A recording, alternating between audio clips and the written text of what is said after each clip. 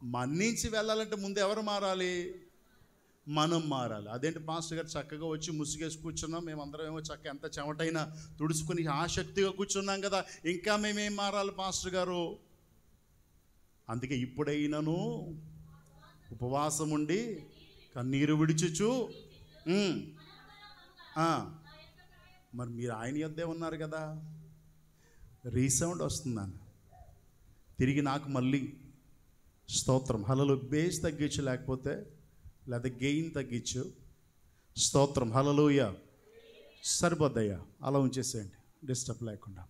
చాలా సంతోషం. దేవుని బిడ్డలారా, మీరు చక్కని పాటలు పాడారు. ఇప్పుడు ఆరాధనలో అయ్యగారు పాడారు కదా, నీవు నా తోడు ఉన్నావయ్యా. తర్వాత నీవు నాలోనే. మరి ఉన్నారా ఆయన మనలో? మరి లేరండి. నా మెల్లో ఉన్న గొలుసుకు చివర ఆయనే కదండి ఉంది. ఏంటి? సిలువ. లేదా నా భుజమే చూడండి, నా మెడ మీద చూడండి సిలువ ఉంటుంది. లేదా నా గుండెల మీద చూడండి, నా బండి మీద చూడండి సిలువ ఉంటుంది. ఆయన నాలోనే ఉన్నాడు అందామా. తర్వాత మళ్ళీ నా కాపరమైనందున దానిలో కూడా నీతో ఏకమవ్వాలని నిరీక్షణ నాకున్నది. సో ఆ నిరీక్షణ మీకుందా? ఇప్పుడు ఎవరితో ఏకమవ్వడానికి వచ్చాం మనం? అదేంటి పాస్టర్ గారు, ఇన్ని సంవత్సరాలుగా మేము దేవుని సన్నిధికి వస్తున్నాము, ఇంకా ఏకమవ్వడం ఏంటండి? మన క్వశ్చన్లు వస్తాయి. పాస్టర్ గారు మాట్లాడేది కొంచెం ఇంకా ఏకమవ్వమంటాడేటి ఆయన? పాట పాడుతున్నాం, ప్రార్థన చేస్తున్నాం, ఆరాధన చేస్తున్నాం, చర్చికి వస్తున్నాం, వాక్యం వింటున్నాం, అన్నీ ఉన్నాయి, ఇంకా ఏకమవ్వాలేటి? దేవుని బిడ్డలారా, ఈ ఉపవాస కూడికల్ని దిద్దుబాటు కూడికలు అంటారు. సో పశ్చాత్తాపడి మనం ప్రభు సన్నిధిలో మార్పు చెందే కూడికలు, రూపాంతరం చెందే కూడికలు అంటారు. సో రూపాంతరము అంటే మారడం, మారు మనసు పొందడం. సో మారు మనసు పొంది ఎవరిలా మారాలని? పాస్టర్ గారిలా మారాలనా? మంచి గెడ్డం పెంచుకోవాలనా? అమ్మా, ఎవరిలా మారాలని? క్రీస్తులా మారాలని. మరి ఇక్కడ ఎంతమంది ఉపవాస కూడికలు ఏటేటా జరుగుతూ ఉన్నాయి కదా. ఇది 3వ రోజు గారు, ఈ 3వ రోజు కదా, 2 రోజులు విన్నాం కదా. మరి ఎంతమంది యేసులా మారారు? ఎంతమంది యేసులా మారారు? దేవుని యొక్క తపనదే. ఆది కాండం చూస్తే అక్కడి నుండి ఇప్పటి వరకు, ప్రకటన గ్రంథం వరకు దేవుడు ప్రయాస కూడా అదే. సేవకులు చెప్పే బోధ కూడా అదే. ప్రతి వారం నీకు చెప్పే ఉపదేశం కూడా అదే. మారండి. ఎలా మారండి? యేసులా మారండి. కానీ మనం మాత్రం వచ్చామా, కూర్చున్నామా, వెళ్ళిపోయామా, ఈ విశ్వాసంలో ఉండిపోయాం. సో కనుక దేవుని బిడ్డలారా, జాగ్రత్తగా గమనిద్దాం. సో గమనించే ముందు చిన్న ప్రార్థన చేద్దాం. అందరం కళ్ళు మూసుకొని, ఈ దినమందు మనమందరము ఆయనతో ఏకమవులాగున, ఆయనతో మమేకమయ్యులాగున, ఆయన మనలోనికి వచ్చులాగున, మనం ఆయన పోలికలోనికి మారులాగున చిన్న ప్రార్థన చేద్దామా? ఎవరికి వారం చిన్న ప్రార్థన. అయ్యా, మమ్మల్ని మీ పోలికలోనికి మార్చయ్యా. ఆయన బిడ్డనని చెప్పుకుంటున్న ప్రతి ఒక్కరు కూడా చిన్నగా ప్రభు ప్రార్థన చేద్దాం. అయ్యా, మమ్మల్ని మీ పోలికలోనికి మార్చయ్యా అని ప్రార్థన చేద్దాం. ఎవరికి వారు చేద్దాం. ఆశ కలిగిన వారు, అయ్యా ఈ కూడిక వ్యర్థం పోకూడదు, ఆచారబద్ధమైన కూడికగా కాదు, ఏటేటా జరుగుతున్నట్టుగా నామకార్థంగా కాదు. ఈరోజు నీ ప్రత్యక్షత నాకు కావాలి, నీ మాట నేను శ్రద్ధగా వినాలి, నేను నీలా మారాలయ్యా అని చిన్న ప్రార్థన చేద్దాం. ఆశ కలిగిన ప్రతి ఒక్కరు కూడా ఒక్క నిమిషం అందరం ప్రతి నోరు తెరవబడాలి. రే చిన్న కళ్ళు మూసుకోండి, ప్రార్థన చేయండి.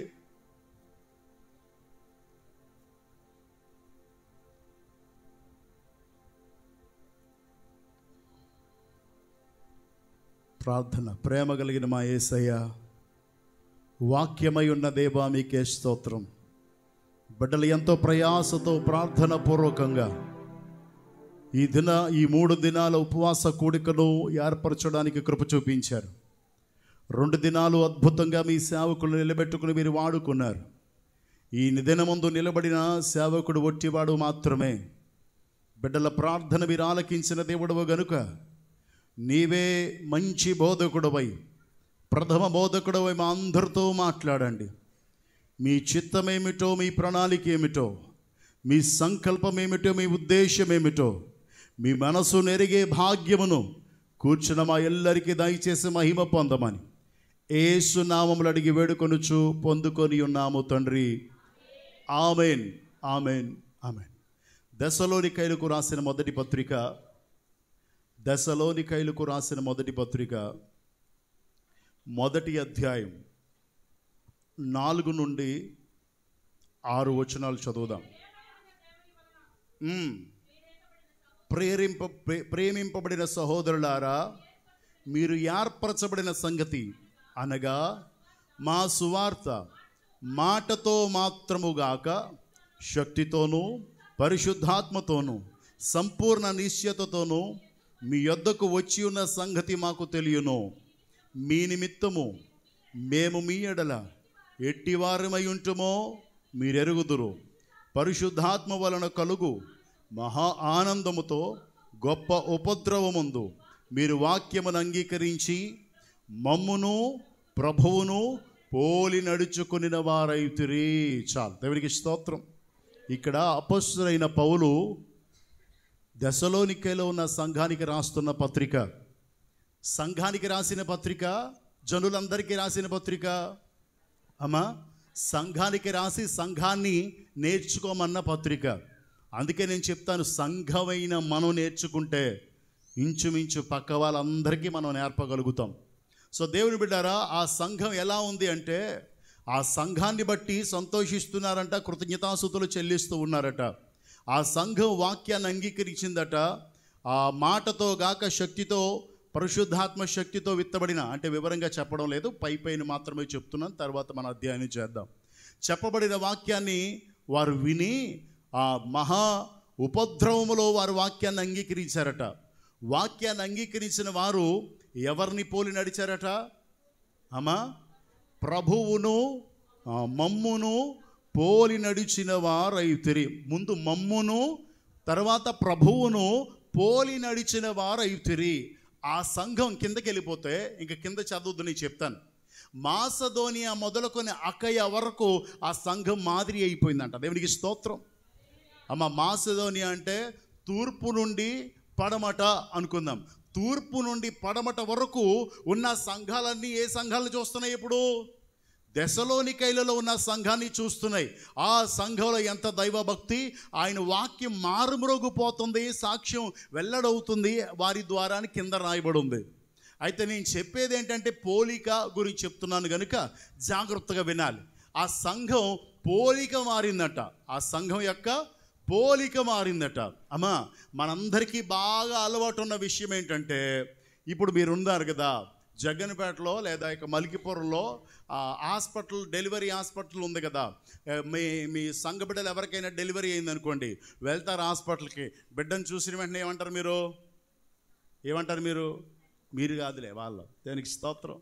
అమ్మ, ఏమంటారు? సేమ్ వాళ్ళ నాన్నలా ఉన్నాడు.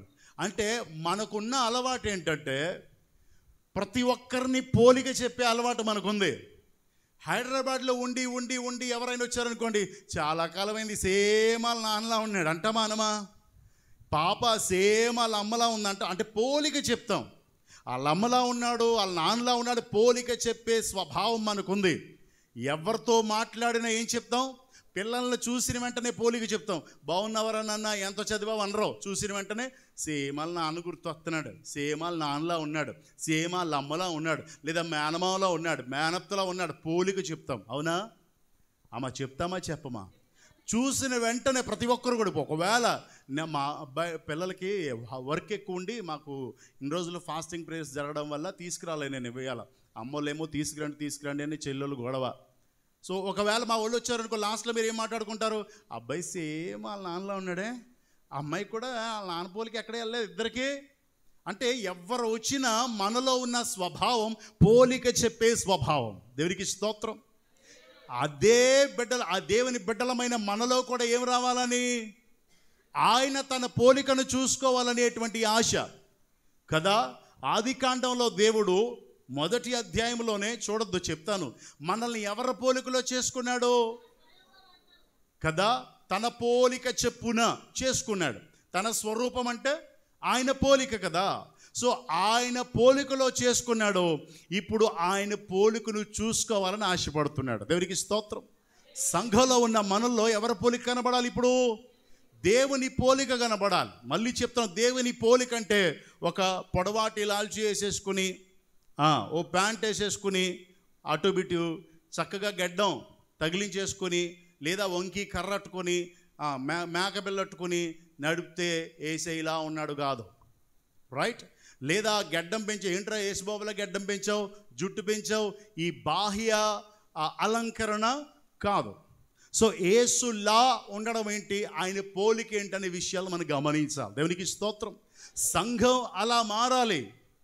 దేవుని బిడ్డలారా, అలనాడు ఆది అపోస్తులు ఎవరిని పోలారు? దేవుణ్ణి పోలి నడుచుకున్నారు. అపోస్తులైన పౌలు ఎవరి పోలిక నాదంటాడు? నేను క్రీస్తుని పోలి అంటాడు. నాలో ఉన్న పోలిక క్రీస్తుది అంటాడు. అలనాడు ఆది అపోస్తులు దేవుని పోలి నడిచారు గనుక ఆ పోలికని ఇండియా వరకు, ఇశ్రాయేలు దేశం నుండి ఇండియా వరకు ఆయన పోలికను పరిచయం చేశారు. దేవునికి స్తోత్రం.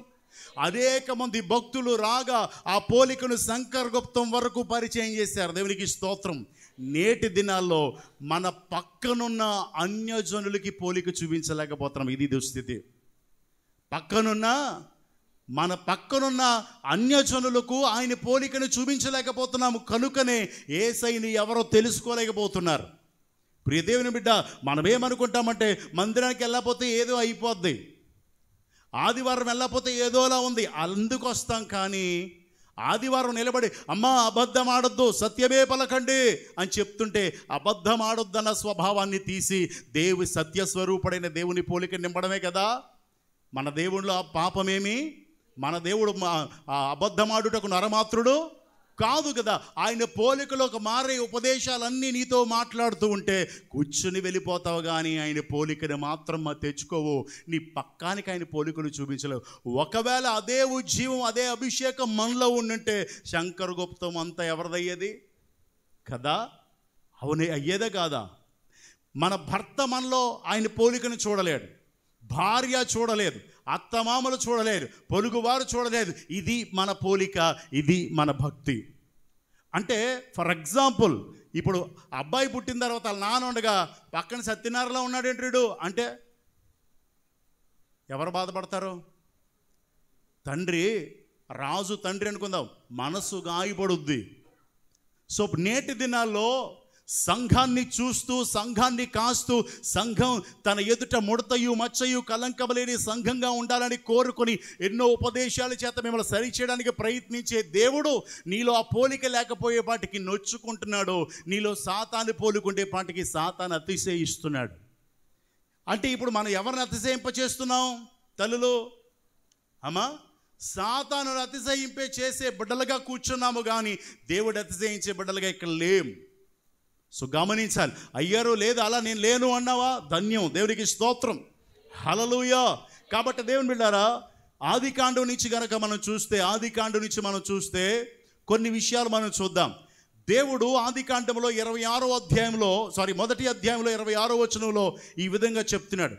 దేవుడు మన స్వరూపమందు మన పోలికను చొప్పున చేయుదము అన్నాడు. చాలు, దేవునికి స్తోత్రం, హల్లెలూయా.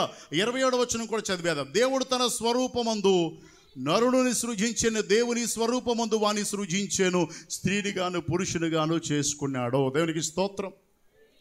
దేవుడు మొట్టమొదటిగా మనకిచ్చిన పోలిక ఎవరిది? అమ్మ, మనకిచ్చిన పోలిక, ఆదాము అవ్వలకి ఇచ్చిన పోలిక ఎవరిది? దేవుడు తన స్వరూపమందు తన పోలిక చెప్పున ఆదాము అవ్వల్ని చేసుకున్నాడు. ఆదాము అవ్వల్ని ఎప్పుడైతే తన పోలిక చెప్పున చేసుకున్నాడో, ఎంతసేపు చెప్పొచ్చు? స్తోత్రం, హల్లెలూయా. భయపడకండి, నేను వాక్యం ఇచ్చిన సమయానికి ముగిస్తాను. రైట్? నేను ఎక్కువ వెళ్ళను, నాకు టైం సెన్స్ ఉంది, ఇబ్బంది పెట్టను. దేవునికి స్తోత్రం. ఈ లోపే నేను ముగిస్తాను. అయితే దేవుని బిడ్డారా, యేసయ్య దేవాది దేవుడు ఎంతో ఇష్టంగా దేవుడైన వాడు తన స్వరూపమందు చేసి వారి నాసికా రంధ్రాల గుండా ఊదగా వారు జీవించారు. వారు జీవాత్మ అయిన తర్వాత దేవుడు చాలా సంతోషంగా వారితో గడుపుతున్నాడు. వారిలో కనబడేది ఎవరి కోరిక? ఆదాము అవ్వల్లో చూసుకున్నాడు, తన పోలికను చూసుకుంటున్నాడు. తన పోలికను చూసుకుని ఎంతో సంతోషిస్తూ ఉంటుండగా అక్కడికి రాకూడని వాడు వచ్చాడు. ఎవడు వాడు? అపవాది. భూమి మీద ఆ భయంకరమైనటువంటి పరిస్థితిని తీసుకొచ్చింది వాడే. సో కానీ దేవుని బిడ్డారా గమనించాలి, ఇప్పుడు అపవాది అయిన సాతాను వచ్చిన వెంటనే దేవుడు వాళ్ళిద్దరిని చేసిన తర్వాత తోటలో పెట్టాడు. ఏం తోట అది? Right, very good. ఏదోని వనంలో పెట్టిన తర్వాత ఒక మాట చెప్పాడు, ఈ భూమి తోటలో ఉన్న అన్ని ఫలాలు తినేయొచ్చు, కానీ మధ్యలో ఉందే దాని ఫలం మాత్రం తినొద్దు అన్నాడు దేవుడు. దేవునికి స్తోత్రం. మూల అంటే ప్రభువా ఏ మూలం అర్థం కాక తినేసాను ప్రభువా అని ఉండొచ్చు, కానీ మధ్య ఒకటే ఉంటుంది కదమ్మా, మధ్య ఒకటే. మధ్యలో ఉన్న ఆ చెట్టు ఫలం మాత్రం తినొద్దు అన్నాడు. చాలా బాగుంది. యుక్తిగల ఆ సర్పము రూపంలో వచ్చి ఒక మాట, ఇది నిజమా అన్నాడు. ఇది నిజమా అన్నాడు. ఎప్పుడైతే ఆ మాట అన్నాడో అవ్వమ్మ గారు అవును నిజమే, దేవుడు ఈ పండు తినొద్దన్నాడు అని చెప్తే, ఆ తిన్న దినాన్ని నిశ్చయంగా చచ్చిపోతావు అని చెప్పాడు. చచ్చిపోతే అప్పుడు ఆ సర్పం ఏమిందంటే, నిశ్చయంగా నీవు చావనే చావవు, ఇది తిన్న దినాన నీ నేత్రాలు తెరవబడతాయి, నీవు దేవదూత వలె మారిపోతావు అన్నాడు. దేవునిలా ఉంటే మంచిదా, దేవదూతలా ఉంటే మంచిదా? కదా. దేవుడు తన స్వరూపమందు నరుని చేసుకుంటే ఇప్పుడు అవ్వమ్మ ఎవరి పోలికలో మారడానికి ఇష్టపడుతుంది? దేవదూత పోలికలో మారడానికి ఇష్టపడుతుంది. దేవదూత ఎక్కువ, దేవుడు ఎక్కువ? తను సృజించిన సృష్టికర్త తన పోలికని ఇస్తే ఇప్పుడు పోలికను మార్చుకునే ఆలోచనలో ఎవరున్నారు? అవ్వమ్మ దేవదూతలా అయిపోతానా అనుకుంది. వెంటనే శరీరాశ పండును చూసింది, నేత్రాశ రమ్యముగా కనబడింది. అప్పటి వరకు తోటలో ఉన్నదే రమ్యముగాను రుచికరంగా కనబడిందంట. అప్పటి వరకు రుచికరంగా కనబడాలి. ఎప్పుడైతే రుచికరంగా కనబడిందో అప్పుడు తీసుకుని తినడం మొదలెట్టింది. దేవదూతలా అయిపోతాను, శరీరాశ నేత్రాశ జీవపు డంబం అక్కడి నుంచి ప్రారంభమైంది. ఇప్పుడు ఎవరి పోలికను కోల్పోయింది? దేవుని పోలిక కోల్పోయింది. దేవుని పోలిక కోల్పోయి ఎవరి పోలికలోకి వచ్చింది? ఇప్పుడు సాతాను దేవదూతలా అయిపోలా. సో దేవదూత కూడా, సాతాను కూడా ఒక దేవదూతే. సో దేవుని బిడ్డరా, దాని మాట విని అపవాదిని సంతోషపరిచే క్రీస్తు పోలికను కోల్పోయింది. రెండే పోలికలు, దేవుని పోలిక లేదా సాతాను పోలిక. రైట్, రెండే. సో ఇప్పుడు తన స్వరూపాన్ని కోల్పోయారు. కోల్పోయి ఆ కోల్పోయిన స్వరూపాన్ని తిరిగి మళ్ళా ఇవ్వడానికే యేసుక్రీస్తు 2000 సంవత్సరాల క్రితం వచ్చాడు. దేవునికి స్తోత్రం. యేసుక్రీస్తు వచ్చింది మీరు హల్లెలూయా స్తుతి మహిమ అంటారని కాదు, ఉపవాస కూడికలు పెట్టుకుంటూ వెళ్ళిపోతారు, ప్రతి వారం వచ్చి వెళ్ళిపోతారని కాదు. యేసుక్రీస్తు వచ్చిందే కోల్పోయిన నీకు ఆ కోల్పోయిన స్వరూపాన్ని తిరిగి ఇవ్వడానికి. దేవునికి స్తోత్రం. హల్లెలూయా. దేవుని నామానికి మహిమ కలుగునుగాక. కనుక దేవుని బిడ్డారా, దురాశ గర్భమును ధరించి పాపమును కనగా పాపము పరిపక్వమై, ఇప్పుడు అవ్వం ఏం చేసింది? దురాశపడింది. దేవునిలా ఉన్నటువంటి ఆవిడ, దేవుడి పోలికలో ఉన్నటువంటి ఆవిడ దురాశ ఏంటంటే, ఇప్పుడు నేనేమైపోవాలా? దేవదూత అయిపోవాలా, నేత్రాలు తెరవబడాలా, జ్ఞానం వచ్చేయాలా, అన్నీ తెలిసిపోవాలా అని దేవదూతలా మారిపోదాం అనే దురాశ ఎక్కడ తీసుకెళ్ళింది? పాపము. పాపము అప్పటి నుంచి స్టార్ట్ అయింది కదా. ఎప్పుడైతే పాపము స్టార్ట్ అయిందో ఆ పాపము పరిపక్వమై మరణాన్ని తీసుకొచ్చింది. అంటే ఇప్పుడు పాపం వల్ల వచ్చే జీతమైన మరణం నుండి తప్పించడానికి, అంటే పాపము ఇప్పుడు ఎవరి స్వరూపాన్ని లేకుండా చేసింది? పాపం అనగా ఆజ్ఞ అతిక్రమమే కదా. అంటే దేవుడు వాక్యంలో ఏది వద్దని చెప్పాడో, దేవుడు ఇచ్చిన నియమము నిబంధన, దేవుడిచ్చిన కట్టడ ఏదైతే మీరుతావో అదే పాపం. అంటే ఇప్పుడు ఆజ్ఞను అతిక్రమించావు, పాపం చేశావు. పాపం వల్ల ఏమొచ్చింది? మరణం వచ్చింది.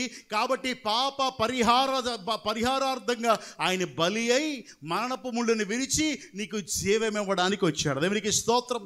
నీకు జీవం ఇస్తే ఎలా ఉంటావు? జీవిస్తూ ఉంటావు. అంటే ముందు ఆయన జీవింపజేశాడు కదా. వారి నాసికా రంధ్రాలు గుండా జీవవాయువును వదగా వారు జీవాత్మ అయ్యారు. అప్పుడు మరణం అనేది లేదు. పాపము చేయగా మరణము ఏలుబడి చేసింది. దేవుని బిడ్డలారా గమనించాలి, ఆ మరణము నుండి విడిపించడానికి యేసుక్రీస్తు ప్రభు ఈ లోకానికి వచ్చాడు. మనకు కోల్పోయిన స్వరూపాన్ని మరలా ఇవ్వడానికి యేసు వచ్చాడు. ఆయన పోలికలోకి మారకుండా మనం ఎక్కడికి వెళ్ళాం తెలుసా? పరలోకానికి వెళ్ళం.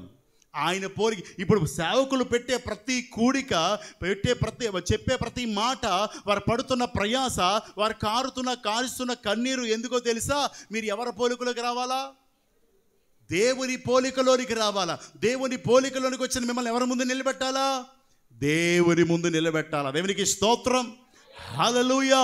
ఇది సంఘ సేవకుల యొక్క ప్రయాస, సంఘంకి దేవుడు చెప్తున్న మాట. దేవునికి స్తోత్రం. దేవుడు ఈవేళ ఆయన మదిలో ఒక మాట చెప్తున్నాడు. నా బిడ్డ, నిన్ను నా పోలికలో చేసుకున్నాను, కానీ రాను నీలో నా పోలిక కనబడడం లేదు. దేవుడు చిన్నపిల్లల్ని చూసి ఇటువంటి వారిది పరలోక రాజ్యం అన్నాడు. అంటే వారి పరలోక రాజ్యానికి వారసులు చిన్నబిడ్డలు ఉన్నారు. ఒకవేళ యేసయ్య వస్తే మనం అక్కడే అందరూ ఎక్కడ ఉంటాం, కానీ చిన్నబిడ్డలు అక్కడికి వెళ్ళిపోతారు కదా. ఆడు పెరిగి ఏమవుతున్నాడు? మరలా ఎన్టీఆర్ అయిపోతున్నాడు. అవునా? పోలిక. క్రైస్తవులు పోలికలు మార్చేసుకుంటున్నారు కదా. నేటి దినాల్లో మనం ఎవరి పోలిక? మొన్న పాస్టర్ గారు చెప్తున్నారు, వాళ్ళ చర్చ్ కంట మొత్తం చెయ్యేసి ప్రార్థన చేస్తుంటే ఈ బుద్ధి వేయలేదంట, మొత్తం క్లీన్ చేసేసి తొండబొమ్మ పెట్టించుకుని వచ్చాడట. తొండబొమ్మ. మీలో ఎవరు లేరులే. దేవునికి స్తోత్రం. హల్లెలూయా. కాబట్టి దేవుని బిడ్డలారా గమనించాలి, అది ఎవరి పోలిక? వెస్టర్న్ కంట్రీ పోలిక. సో ఇప్పుడు కొంతమంది గడ్డాన్ని బాగా లాగి సోనంగా లాగి ఆ జల్ పెట్టి సోనంగా ఉండాలి, గుచ్చుకుని లాగా. ఎవరి పోలిక? కోహ్లీలాగా మొత్తం గీయించేయాలి. ఎవరి పోలిక? కోహ్లీ లాంటి క్రాఫ్. ఆ నాన్నతో ప్రేమతో నాన్నతో ప్రేమతో ఆ క్రాఫ్. So right. ఇప్పుడు క్రాఫ్లు మారిపోతున్నాయి కదమ్మా. క్రాఫ్లు మారిపోతున్నాయిగా. ఎవరి పోలిక? దేవుని పోలికే కదా. దేవుడు పై వేషాన్ని లక్ష్య పెట్టడంట. లక్ష్య పెట్టని దాన్ని మనం లక్ష్య పెట్టొచ్చా? పైన చూడ్డం అన్నాడు కాబట్టి ఎలాగైనా పైన ఉండొచ్చు, లోపల ఉండకూడదని ఏమన్నా లోపల ఉంటే సరిపోద్ది అంటావా? దేవుని బిడ్డలారా గమనించాలి, క్రైస్తవులు పోలికలు మారిపోతున్నారు. క్రైస్తవులే కాదు, సేవకులు కూడా పోలిక మారిపోతున్నారు. మా గడ్డాలు ఎలా ఉంటాయి తెలుసా? చర్చకు ముందే మేము వెళ్ళేది ఎక్కడికో తెలుసా? నేను కాదులే. దేవునికి స్తోత్రం. ఒక సేవకుడు వచ్చాడు మా చర్చికి వాక్యం చెప్పడానికి వచ్చి. ఆయన చెప్తున్నాడు, విజయవాడలో సిజర్స్ అనే ఆ కటింగ్ షాప్ అయిన నా ఫ్రెండ్ ఒకరోజు విజయవాడని రమ్మన్నాడు. వెళ్ళాను. షాప్కి వెళ్తే కూర్చుంటే ఒక డివైస్ ఉంది, ఒక మిషన్ ఉంది. ఆ మిషన్లో కూర్చుని లేగిస్తే 10,000 ఎవరైనా చేయించుకుంటారా బాబు, ఇది ఎందుకని ఎంత కాస్ట్ అని అడిగితే కంప్యూటర్ మీద కూర్చొని చూపించాడట. పాస్టర్ గారిలోని అన్నాడట. అంటే యూట్యూబ్లో కనబడడం కోసం వాళ్ళు 10 నిమిషాలు 10,000 ఎట్టి దాని మీద కూర్చొని ఆ మిషన్లో కూర్చున్నప్పుడు వెళ్తారట. వాళ్ళ పేర్లు ఎందుకులే చెప్పుకొచ్చాడు. సో దేవుని బిడ్డలారా, అంటే ఎవరికి బాగా కనబడాలా? ఎవరి పోలికలో కనబడాలా? సో దేవుడిచ్చిన పోలిక, నాకు ఈ పోలిక ఇచ్చాడు. ఇప్పుడు నేను చిరంజీవిలో అయిపోవాలంటే కుదురుతుందా? అయిపోవాలంటే చేయించుకోవచ్చు, అది ఇది. కానీ దేవుడికి ఇష్టం కాదు. దేవుడిచ్చిన నన్ను నచ్చి ఇలా చేసుకున్నాడు. నా దేవుడికి నేను ఇలాగే ఇష్టం. దేవునికి స్తోత్రం. హల్లెలూయా. ఇలా మనం దేవుని మందిరంకి వస్తున్న పోలిక మాత్రం దేవుని పోలిక లేదు. అంటే పై రూపం గురించి చెప్తున్నాను, జాగ్రత్త. మళ్ళీ మొత్తం అన్నీ తెలుసుకుందాం. నా వస్త్రధారణ కూడా ఆత్మీయంగా ఉండాలి. ఒక సేవకుడు ఏమంటాడు తెలుసా? మన వస్త్రాలు కూడా సువార్త ప్రకటిస్తాయంట. దేవునికి స్తోత్రం. హల్లెలూయా. ఫర్ ఎగ్జాంపుల్, నన్ను హెచ్చించుకోవడం లేదు, ఇలా వచ్చాను అనుకోండి, పాస్టర్ గారు చాలా దీనంగా ఉన్నాడు, సరే వాక్యం చెప్తాడేమో అన్న ఎప్పుడైతే నా వస్త్రాన్ని చూసి మీకు వస్తుందో వాక్యం వినబుద్ధి వస్తుంది. అలా కాకుండా నేను కూడా ఎక్కడెక్కడికి ప్యాంట్ వేసి చిన్న షూ వేసి మామూలుగా గోర్లెట్టి ఇలా కట్ చేసుకుని వచ్చాను అనుకోండి, వీడేం చెప్తాడు అని మీకు వస్తుంది. వెంటనే ఎంత వాక్యం చెప్పినా వస్త్రం ప్రాముఖ్యమేనా? వస్త్రం కూడా సాక్ష్యం చెప్పుద్దట. మన ఆత్మీయ స్థితి మన వస్త్రాలు చెప్తాయి. దేవునికి స్తోత్రం. ఇప్పుడు పిల్లలందరూ ప్యాంట్ ఎక్కడికి వేస్తున్నారండి? ఆడపిల్లలు కూడా. మా చర్చిలో ఒప్పుకోను, ఒకళ్ళు వేసుకొచ్చినా భయం భయంగా వెనకాల కూర్చుంటారు. మన వస్త్రధారణ కూడా ఆత్మీయంగానే ఉండాలి. ఆ పైకి లాగేస్తారు. ఒక పాప ఉంది, కిందకున్న ప్యాంట్ కిందకి వేసుకొచ్చి నేను చూడనప్పుడు ఆరాధనలో పైకి లాగేస్తుంటారు. ఆ కాల్ నిండా ఏముంటాయి తెలుసా? మచ్చలు ఉంటాయి. ఏంటి అసలు ఈ పరిస్థితి? మనం ఎవరి పోలికలో ఉన్నాం, ఎవరి పోలికలోనికి మారిపోతున్నాం అనే విషయం నేను వెళ్ళిపోతున్నాను. జాగ్రత్త వాక్యం మళ్ళీ తీయిస్తాను. అయితే దేవుని బిడ్డలారా, చాలా విషయాలు మనం నేర్చుకుందాం ఈరోజు. క్రీస్తు పోలికలోనికి మారిపోదాం. దేవునికి స్తోత్రం. మళ్ళీ కాలుకి నల్లటి తాడు, బాగా అందంగా ఉన్నాను కదండి, దిష్టి నల్ల తాడు పోయి ఇప్పుడు ఏమొచ్చిందో తెలుసా? అంటే మా ఫ్రెండ్ షాప్ ఉంది జగ్గన్పేటలో, నేను ఎప్పుడైనా వెళ్తే అక్కడ కూర్చుంటాను, ఇంట్లో ఉంటాను, ఇంకెక్కడ ఉండను, ఇంకెక్కడో కూర్చోను. ఇప్పుడు బెల్ట్ పెడుతున్నారు కాలుకి, ఈ లావు బెల్ట్, తాడు వెళ్ళిపోయింది. సో ఇవన్నీ దేన్ని చూసి? సినిమాలు, సీరియళ్ళు, వాళ్ళని వీళ్ళని చూసి వస్త్రధారణ ఎలా ఉండాలో వాక్యంలో స్పష్టంగా చెప్పాడు. తగుమాత్రపు అంటే ఒక ఆయన ఏమన్నాడు తెలుసా? తగుమాత్రం అంటే చెంచని అనట. తగుమాత్రం అంటే సరిపోయినట్టుగా. తగుమాత్రం తిను బాబు అంటే ఇంత తినను కాదు, సరిపోయినట్టు తిను, నీకు సరిపడా తిని ఓవర్గా తినొద్దని. అంటే నీ వస్త్రం కూడా చక్కగా సాంప్రదాయబద్ధంగా ఉండాలి, కానీ ఓవర్గా ఉండకూడదు. అయితే దేవుని బిడ్డారా, నేను కొన్ని మాటలు చెప్తున్నా, జాగ్రత్తగా మీరు వినాలి. దేవునికి స్తోత్రం, హల్లెలూయా. దేవుని పరిశుద్ధ నామానికి మహిమ కలుగునుగాక. అయితే దేవుని వర్తమానం వింటున్న సంఘం, మాసదోనియాలో ఉన్న సంఘం మాత్రం పోలిక మారిందట. ఎవరు పోలికలకు వచ్చారు? సేవకుణ్ణి దేవుణ్ణి పోలి నడుస్తున్నారట. అంటే సేవకుని పోలిక ఎవరి పోలికలో ఉంది? దేవుని పోలికలో. సేవకుడు కూడా చాలా ప్రాముఖ్యం. సేవకుడు తన ఇష్టానుసారంగా అవి ఇవి, మీరు ఇచ్చే డబ్బులే కదండి, 50,000 ఎట్టి లేదా 10,000 ఎట్టి, అవసరం లేదు 5,000 ఎట్టి 500 ఎట్టి చేయించుకున్నా ఎక్కడి నుంచి వచ్చినాయి? దేవుడు తన బిడ్డల నుంచి సేవకునికి ఆ అవసరాలు తీరడానికి ఇచ్చాడు. అవి మనకు ఏం చెప్తున్నాం? మన యాశాలకే వాడుతున్నాం. అది కూడా క్రమం కాదు. దేవునికి స్తోత్రం, హల్లెలూయా. పైవేషాన్ని లక్ష్య పెట్టేవాడు మన దేవుడు కాదు. సేవకుడు కూడా పైవేషం కొరకు ప్రయాసపడకూడదు. దేవునికి స్తోత్రం. అయితే నేను చెప్తున్నా కొన్ని మాటలు. ఇప్పుడు పిల్లలకి ఏం చెప్పాడు దేవుడు? పిల్లలారా, మీ తల్లిదండ్రులను సన్మానించండి, అంతేనా? విధేయత కలిగి ఉండండి, లోబడి ఉండండి. అమ్మ నాన్నకి లోబడుతున్నారా? యేసయ్య లోబడ్డా లేడా? 30 సంవత్సరాలు ఏం చేశారు ఆయన? 30 సంవత్సరాలు తల్లిదండ్రులకి విధేయుడై, తల్లిదండ్రుల పట్ల ఆయన వినయము విధేయత కలిగి సహకరించి 30వ ఏట బాప్తిజం తీసుకుని పరిచర్యకు వచ్చాడు. దేవునికి స్తోత్రం. అంటే యేసుక్రీస్తు ప్రభువే మనకి మాదిరి. ఆయన తల్లిదండ్రులకు లోబడ్డాడు. అప్పుడు ఆయన లాగా మనం లోబడలేదంటే ఎవరు పోలిక లేదు మనలో. మరి ఇప్పుడు మీరు లోబడుతున్నారా? పిల్లలు లోబడుతున్నారా అమ్మా నాన్నకి? అమ్మా నాన్నకి లోబడకుండా, అమ్మా నాన్నకి వ్యతిరేకంగా, అమ్మా నాన్నకి విరుద్ధంగా ఇక్కడ ఏ పిల్లున్నా సాతాను సంబంధి తప్ప దైవ సంబంధి కాదు. గమనించాలి, డైరెక్ట్గా చెప్తున్నాను. మీరు చర్చకొచ్చి పాట పాడినంత మాత్రాన దైవ సంభూతులు, దైవ స్వరూపులు కాదు. దేవుని బిడ్డారా, మీరు వచ్చి కూర్చుని నటిస్తున్నారంతే. నటించే క్రైస్తవులుగా ఉన్నాం. అమ్మ, ఇక్కడున్న అమ్మలు కూడా గమనించాలి. నీ కోడలను ప్రేమించలేవు, క్రీస్తు ప్రేమను చూపించలేవు. కోడలు అత్తను ప్రేమించలేదు, దేవుడు ప్రేమ కదా. మరి నీలో ఏదా ప్రేమ? పొరుగు వారిని ప్రేమించవు, ఎదుటి వారిని ప్రేమించవు. వాళ్ళకి నాకు మాటలు లేవు అంటావు. 3 సంవత్సరాలైంది మాస్టర్ గారు వాళ్ళ ఇంటికి వెళ్ళి అంటావు. ఎంత ప్రేమో! యేసు స్వరూపం అది. అమ్మా, క్రైస్తవులకి విరోధులు ఉండొచ్చా? అమ్మా, ఉండాలి. సాతాను తప్ప మరి ఎవడు మనకి విరోధి కాదు. దేవుడు లోకమును ఎంతో, లోకమంటే మనుషులు, అంటే దేవుడు లోకములో ఉన్న మనుషులందరినీ ప్రేమిస్తున్నాడు. భూమియు దాని సంపూర్ణతయు, లోకము దాని నివాసులు యెహోవావే. 24వ కీర్తన ఉంటుంది, చూడొద్దు. అయితే దేవుని బిడ్డారా, అయితే దేవునివే. మరి దేవుని అంటే దేవుని బిడ్డలే కదా. దేవుని బిడ్డలను ప్రేమించడం చేత కాదు మనకి. వాళ్ళతో వీళ్ళతో మాట్లాడలేవని నీకెవ్వరి మీద కోపం ఉన్నా నువ్వు క్రైస్తవుడివే కాదు. అయ్యారు, అంతేనా? నీకెవ్వరి మీద కోపం ఉన్నా, ఎందుకంటే దేవుని నరుని కోపము దేవుని నీతిని నెరవేర్చదు అని వాక్యం చెప్తుంది. ఫర్ ఎగ్జాంపుల్, మీ పేరు అయ్యారు నరేష్కి నాకు కోపం. నరేష్ ఇక్కడికి వచ్చిన వెంటనే నా ముఖం మారిపోద్ది. ఏమి? నరేష్ మీద నాకేముంది? కోపం ఉంది. వాక్యం ఎక్కుద్దా? కోపం ఎక్కుద్దా? నరేష్ని చూడంగానే ముఖం ఎలా పెట్టేసుకుంటాను. దయ్యం ముఖం ఎంత పెద్ద అయిపోద్ది, ముక్కులు పెద్దవి అయిపోతాయి, కొళ్ళు పెద్దవి అయిపోతాయి. సో దేవుని స్వరూపం కనబడుద్దా? నరేష్ ఎదురొచ్చాడు అనుకో, వెంటనే వెనక్కి తిరిగిపోయి ఉమ్ములు చేసుకుంటాం. ఇది దేవుని స్వరూపమా? సో నరేష్కి నేనంటే పడదో, నేనంటే నరేష్కి పడదో. పక్క పక్కన కూర్చున్నాం. ఎవరి స్వరూపం మేము? సాతాను స్వరూపమే కదా. ఇప్పుడు లేదు, నరేష్ నేను సమాధాన పడ్డాం. నా మీద నరేష్ కోపం ఉండదు, నరేష్ అంటే నాకు కోపం సమాధానం కలిగి ఉంటాం. ఈ సమాధానం ఎవరి స్వరూపం కదా. మరి నువ్వు సమాధానం కలిగిన దేవుని బిడ్డవై ఉండి పక్కోలికి నాకు పడదండి, నేను ఆయనకి మాట్లాడండి అని చెప్తున్నావే, నువ్వు దేవుని స్వరూపమేనా? ఆలోచన చేయాలి.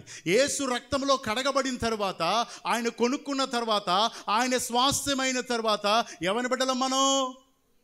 మరి ఆయన బిడ్డలమైనప్పుడు ఆయన పోలిక కనబడాలి కదా. కోపాల మానం, క్రోధాల మానం, కక్షల మానం, వ్యభిచారము, దొంగతనం మానం, అసూయ మానం, అహం పోదు, అహంభావం పోదు, ఏమీ పోవు. కానీ ఇక్కడికి వచ్చి మాత్రం పాట పాడేసి ఎవరి స్వరూపం చూపిస్తాం? దేవుడు అంతరంగా నెరిగిన దేవుడు అమ్మ, అంతరంగా నెరిగిన దేవుడు. కనుక ఈరోజు మనం ఏం చేయాలి? మనలో ఉన్న ఆ వ్యతిరేకతలన్నిటినీ తీసివేయాలా. ఎప్పుడైతే అలా తీసేస్తాం అప్పుడే మనం మారుతాం. సో దేవుని బిడ్డారా, రూపాంతరం అంటే అది. అయితే రూపాంతరం గురించి నేను చెప్పడం లేదు. అయితే ఆ సంఘం అంట బహు ఉపద్రవములో వాక్యం అంగీకరించిందట. ఉపద్రవము అంటే భయంకరం. ఇప్పుడు తుఫాన్ వచ్చిందనుకోండి, అది పెద్దదైపోతే ఉపద్రవము. ఒక పెద్ద సునామీ వచ్చిందనుకోండి, వర్షం వచ్చేసినంత, తుఫాన్ వచ్చేసినంత ఉపద్రవం అనరు. సునామీ వచ్చేస్తే అంటే ప్రాణం పోయే స్థితి ఉపద్రవము. అంటే దశలోనికైలలో ఉన్న సంఘం అంట ప్రాణం పోయే స్థితిలోకి వచ్చినప్పుడు ఆ స్థితిలోనే ప్రభువుని అంగీకరించారంట. దేవునికి స్తోత్రం, హల్లెలూయా. ఒకవేళ ఇప్పుడు ఎవరైనా గన్నట్టుకొచ్చి కొన్ని వీడియోలు వస్తున్నాయి కదా, యేసుబాబుని నమ్ముకుంటారా విడిచిపెడతారంటే సగం ఖాళీ అయిపోతాం మనం. బయటికి వెళ్ళి ఎవరి పోలిక చెప్తాం? యేసుబాబు పోలిక అంటాం. సో కనుక దేవుని బిడ్డలారా గమనించాలని ప్రభు యేసు క్రీస్తు పేర మీకు మనవి చేస్తున్నాను. క్రీస్తు పోలికలో చేసుకున్న క్రీస్తు నేటి దినం వరకు చెప్తున్నాడు, అమ్మా కోపం వద్దమ్మా, అంటే ప్రేమ కలిగి ఉండండి. ప్రేమ ఎవరిది అమ్మా? ప్రేమ ఎవరి స్వరూపం? సమాధానకర్త ఎవరు? దయగలిగిన వాడు ఎవరు? కనికరం కలిగిన వారెవరు? కృపచూపు వాడెవరు? దీర్ఘశాంతం కలిగిన వారెవరు? ఆ ఓర్పు సహనాన్ని నేర్పిన వారెవరు? అమ్మ సాత్వికం కలిగిన వారెవరు? ఇవన్నిటిలో ఒకటైనా మనలో ఉందా? నేను చెప్పాను, ఇంకా చెప్పగలను. దీనిలో అన్నీ మనలో ఉన్నాయా? దయ ఉందా? పక్కవాడు ఏడుస్తుంటే దయ చూపించలేని స్థితి మంది, కనికరం చూపించలేని స్థితి మంది. కానీ మనం పైకి మాత్రం క్రైస్తవులము. ఇది కాదు మనలో ఉండాల్సింది, ఇది కాదు మనలో ఉండాల్సింది. అపోస్తలుడైన పౌలు చెప్తున్నాడు కొరింథీయులకు రాసిన మొదటి పత్రికలో, కొరింథీయులకు రాసిన మొదటి పత్రిక 11వ అధ్యాయం 1-2 వచనాల్లో చెప్తున్నటువంటి మాట, నేను క్రీస్తుని పోలి నడుచుకొనుచున్న ప్రకారము మీరును నన్ను పోలి నడుచుకొనుడి.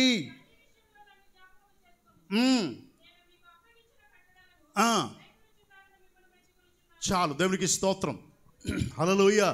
దేవుని అపోస్తలుడైన పౌలు కొరింథీలో ఉన్న సంఘానికి చెప్తున్నాడు ఏమని? నేను క్రీస్తుని పోలి నడుచుకొనుచున్న ప్రకారము మీరు నన్ను పోలి నడుచుకొనుడి. దేవునికి స్తోత్రం. చాలామంది సేవకులు, ఒకసారి నేను మీటింగ్కి వెళ్తే ఆ మీటింగ్లో నా ముందు చెప్పిన సేవకుడు ఏమన్నాడంటే, అయ్యా మీరు వాక్యం చెప్పింది మీరు మమ్మల్ని మాత్రం చూడకండి, యేసయ్యని మాత్రమే చూడండి. అంటే ఏంటి అర్థం? నాలో ఆ పోలిక లేదనే కదా అర్థం కదా. ఆయన పోలిక లేదు అంటే, ఆయన పోలిక లేని వాడు పరలోకానికి వెళ్తాడా? అంటే నేను పరలోకానికి వెళ్ళను కాబట్టి నన్ను పక్కన పెట్టేయండి, డైరెక్ట్ అయిపోండి. ఇంక సేవకుడు ఎందుకు? మొట్టమొదట సేవకుల్లో రావాలి పోలిక. దేవునికి స్తోత్రం. సేవకుడు మీకు ఎవరిని చూపించాలో తెలుసా? క్రీస్తుని చూపించాలి. మాటలో, దయలో, జాలి, కరుణలో, కనికరములో, ఆయన పద్ధతిలో ఎవరిని చూపించాలా? క్రీస్తును చూపించాలి. అలా చూపిస్తే మీరెవరిని నేర్చుకోవాలా? మీ సేవకులు అలా ఉన్నారా, కఠినంగా ఉంటున్నారా? తిట్టేసి కొట్టేసి బూతులు ఏమైనా ఉన్నాయా? మరి ఆయన క్రీస్తుని చూపిస్తుంటే మీరు ఎవరిని చూపిస్తున్నారు? ఆలోచన చేయండి. అపొస్తలుడైన పౌలు అంటే నేను క్రీస్తుని పోలి.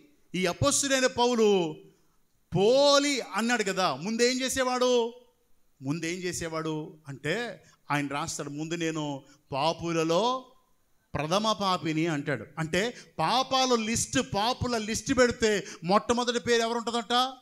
అపొస్తలుడైన పౌలుది. సౌలుగా ఉన్నప్పుడు ఆ పేరు ఉంటుందట. దేవుని బిడ్డలారా గమనించాలి, ఆ పేరు ఉంటుందంట. అంటే తీయించట్లేదు, సమయం తక్కువ ఉందని. దేవునికి స్తోత్రం. అయితే దేవుని బిడ్డలారా ఆ పోలిక ఎలా వచ్చింది? ఆయన అంటాడు హింసకుడును, దోషకుడును, హానికరుడుని అంటాడు. అంటే ఏం చేస్తున్నాడంట? హింసిస్తాడట. మీరు కూడా చాలామంది హింసిస్తూ ఉంటారు మాటలతో ఒక్కొక్కరిని.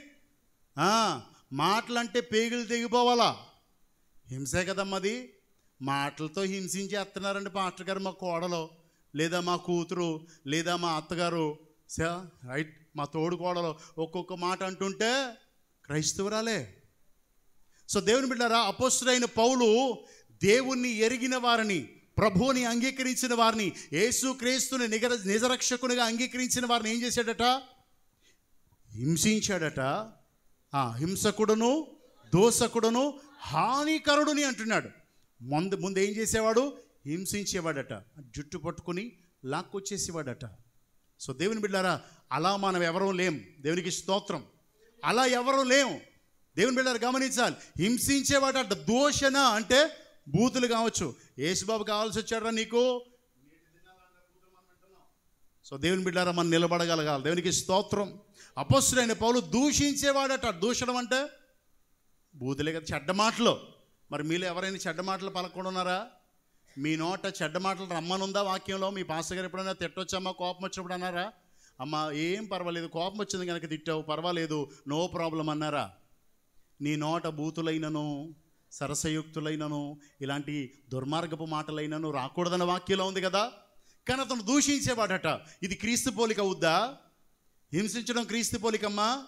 దూషించడం క్రీస్తు పోలిక కాదు కదా. హాని చేయడం అంటే చివరికి స్టెఫెను చావుకు కూడా సమ్మతించాడు. హాని, ప్రాణహాని. అయ్యో అపొస్తలుడైనటువంటి పౌలు సౌలుగా ఉన్నప్పుడు అయిపోయి సౌలు వచ్చేస్తున్నాడట. దాక్కునేవారు హాని చేస్తాడేమో, కొట్టేస్తాడేమో, లేదా చెరసాల్లో పడేస్తాడేమో, చంపేస్తాడేమో అనే భయం ఉండేదట. అంత భయంకరమైన మనిషి ఎవరో? సౌలుగా ఉన్నప్పుడు అంత భయంకరమైన మనిషి. మనలో ఎవరైనా ఉన్నారా అలాగా? మనలో ఎవరైనా ఉన్నారా? లేరుగా. స్తోత్రం. అయితే అంత భయంకరమైన మనిషి ఇప్పుడు అంటున్నాడు ఈ అధ్యాయంలో, నా పోలిక క్రీస్తు పోలిక అంటున్నాడు. దేవునికి స్తోత్రం. అదేటయ్యా నీ పోలిక, క్రీస్తు పోలిక ఎలా మారిపోయింది అంటే ఆయన అంటాడు, ఎప్పుడైతే దేవుని ప్రత్యక్షత నేను చూడగలిగానో, దేవుని మాట నేను వినగలిగానో, వెంటనే నా జీవితాన్ని ప్రభువుకి సమర్పించుకున్నా. దేవునికి స్తోత్రం. హల్లెలూయా. గమనించాలి.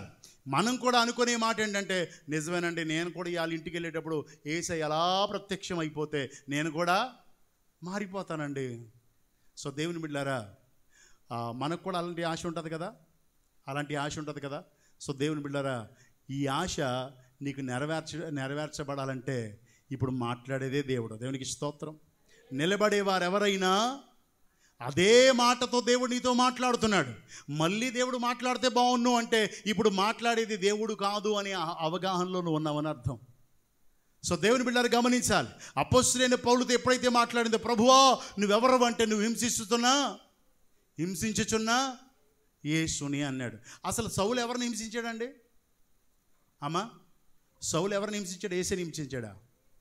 యేసైని సిలువేసేటప్పుడు సౌలు ఉన్నాడా? యేసైని కొట్టేటప్పుడు సౌలు ఉన్నాడా? లేడు కదా. ఇప్పుడు సౌలు హింసించేది ఎవరిని? క్రైస్తవుల్ని హింసిస్తుంటే దేవుడు ఏమన్నాడు? సౌలా నన్ను ఎలా అంటే, ఇప్పుడు విశ్వాసుల్లో ఎవరినన్నా, పాస్టర్ గారిలో ఎవరినన్నా నువ్వు తిట్టుకుంటే ఎవరిని తిట్టినట్టు?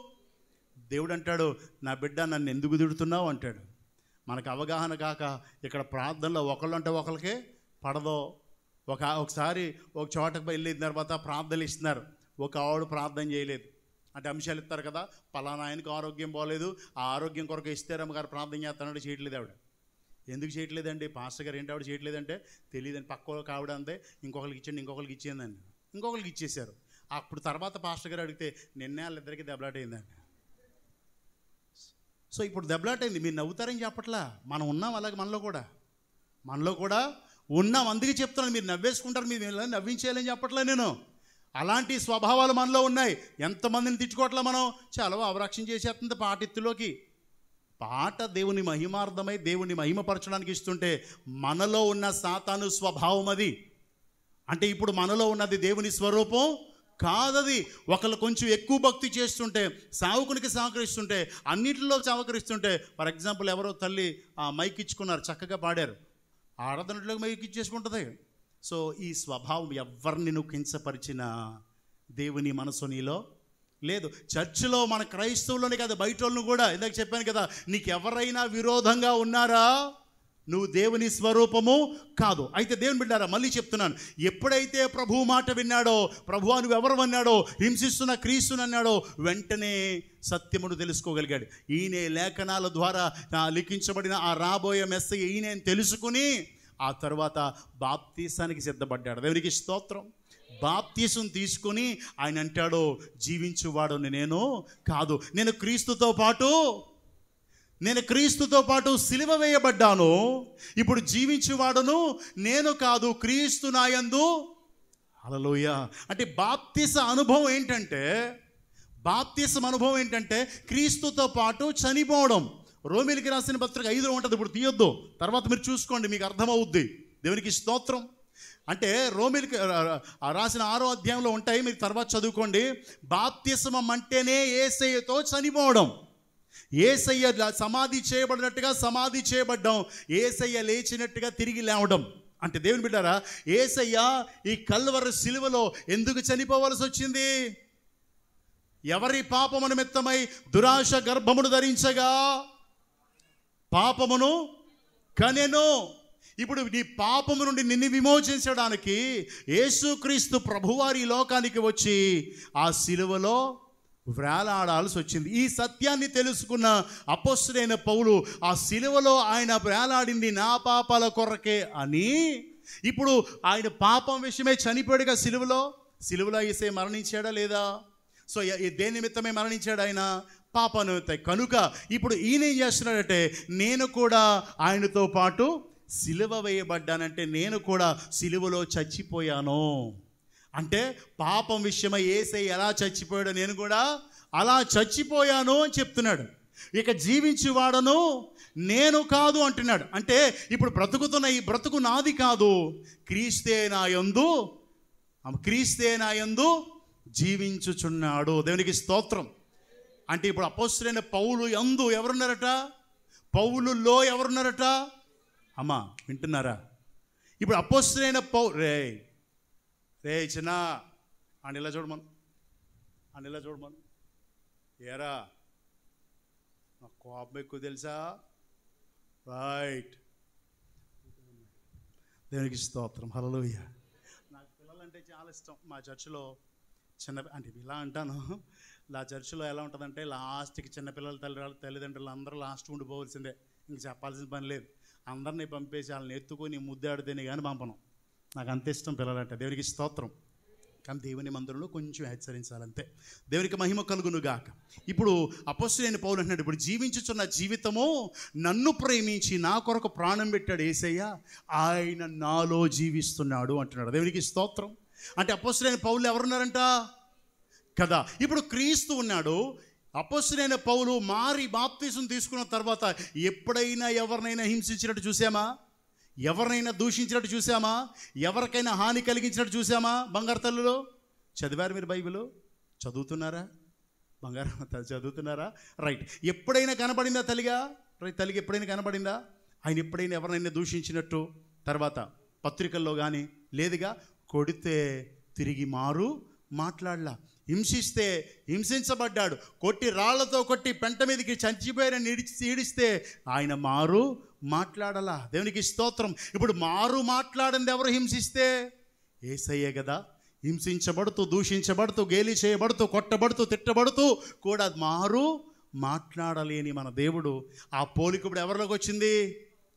పూర్వం అహంకారం, అహంభావం, అధికారం కలిగి ఉన్న క్రైస్తవులను హింసించడానికి, దూషించడానికి, ఎవరిని పడితే వాళ్ళని కొట్టేయడానికి ముందుకెళ్ళిపోయే సౌలు పౌలుగా మారి క్రీస్తు స్వరూపాన్ని కనబడుస్తున్నాడు. దేవునికి స్తోత్రం. ఇప్పుడు ఆయనలో క్రీస్తు ఉన్నట్ట లేదా? దయ చూపిస్తున్నాడు, జాలి చూపిస్తున్నాడు, కరుణ చూపిస్తున్నాడు, దీర్ఘశాంతం కలిగి ఉన్నాడు, సాత్వికం కలిగి ఉన్నాడు, ఓర్పు కలిగి ఉన్నాడు, సహనం కలిగి ఉన్నాడు, ప్రేమను ప్రకటిస్తున్నాడు. అంటే ఇప్పుడు ఆయనలో ఎవరున్నట్టు? దేవునికి స్తోత్రం, హల్లెలూయా, క్రీస్తు ఉన్నట్టు. సో ఇప్పుడు మనలో ఎవరుండాలా? క్రీస్తు ఉండాలి. మరి క్రీస్తు ఉన్నాడా మనలో? ఆలోచన చేయాలి. రోమీయులకు రాసిన పత్రిక 2వ అధ్యాయంలో, రోమీయులకు రాసిన పత్రిక 2వ అధ్యాయం 21 నుంచి చదివితే, ఎదుటివానికి బోధించు, నీకు నీవే బోధించుకొనవా? దొంగలింపవద్దని ప్రకటించు, నీవే దొంగలిదేవా? వ్యభిచరింపవద్దని చెప్పును, నీవే వ్యభిచరించేదవా?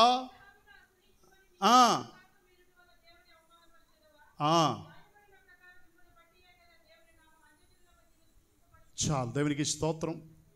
ఇప్పుడు మనం దేవుడు యేసుక్రీస్తు ప్రభు రాకడకు మునుపు, అంటే జన్మించిన తర్వాత పరిచర్యకి రాక మునుపు అపొస్తలుడైన పౌలుకి చేసిన పరిచర్య అంటే తెలుసా?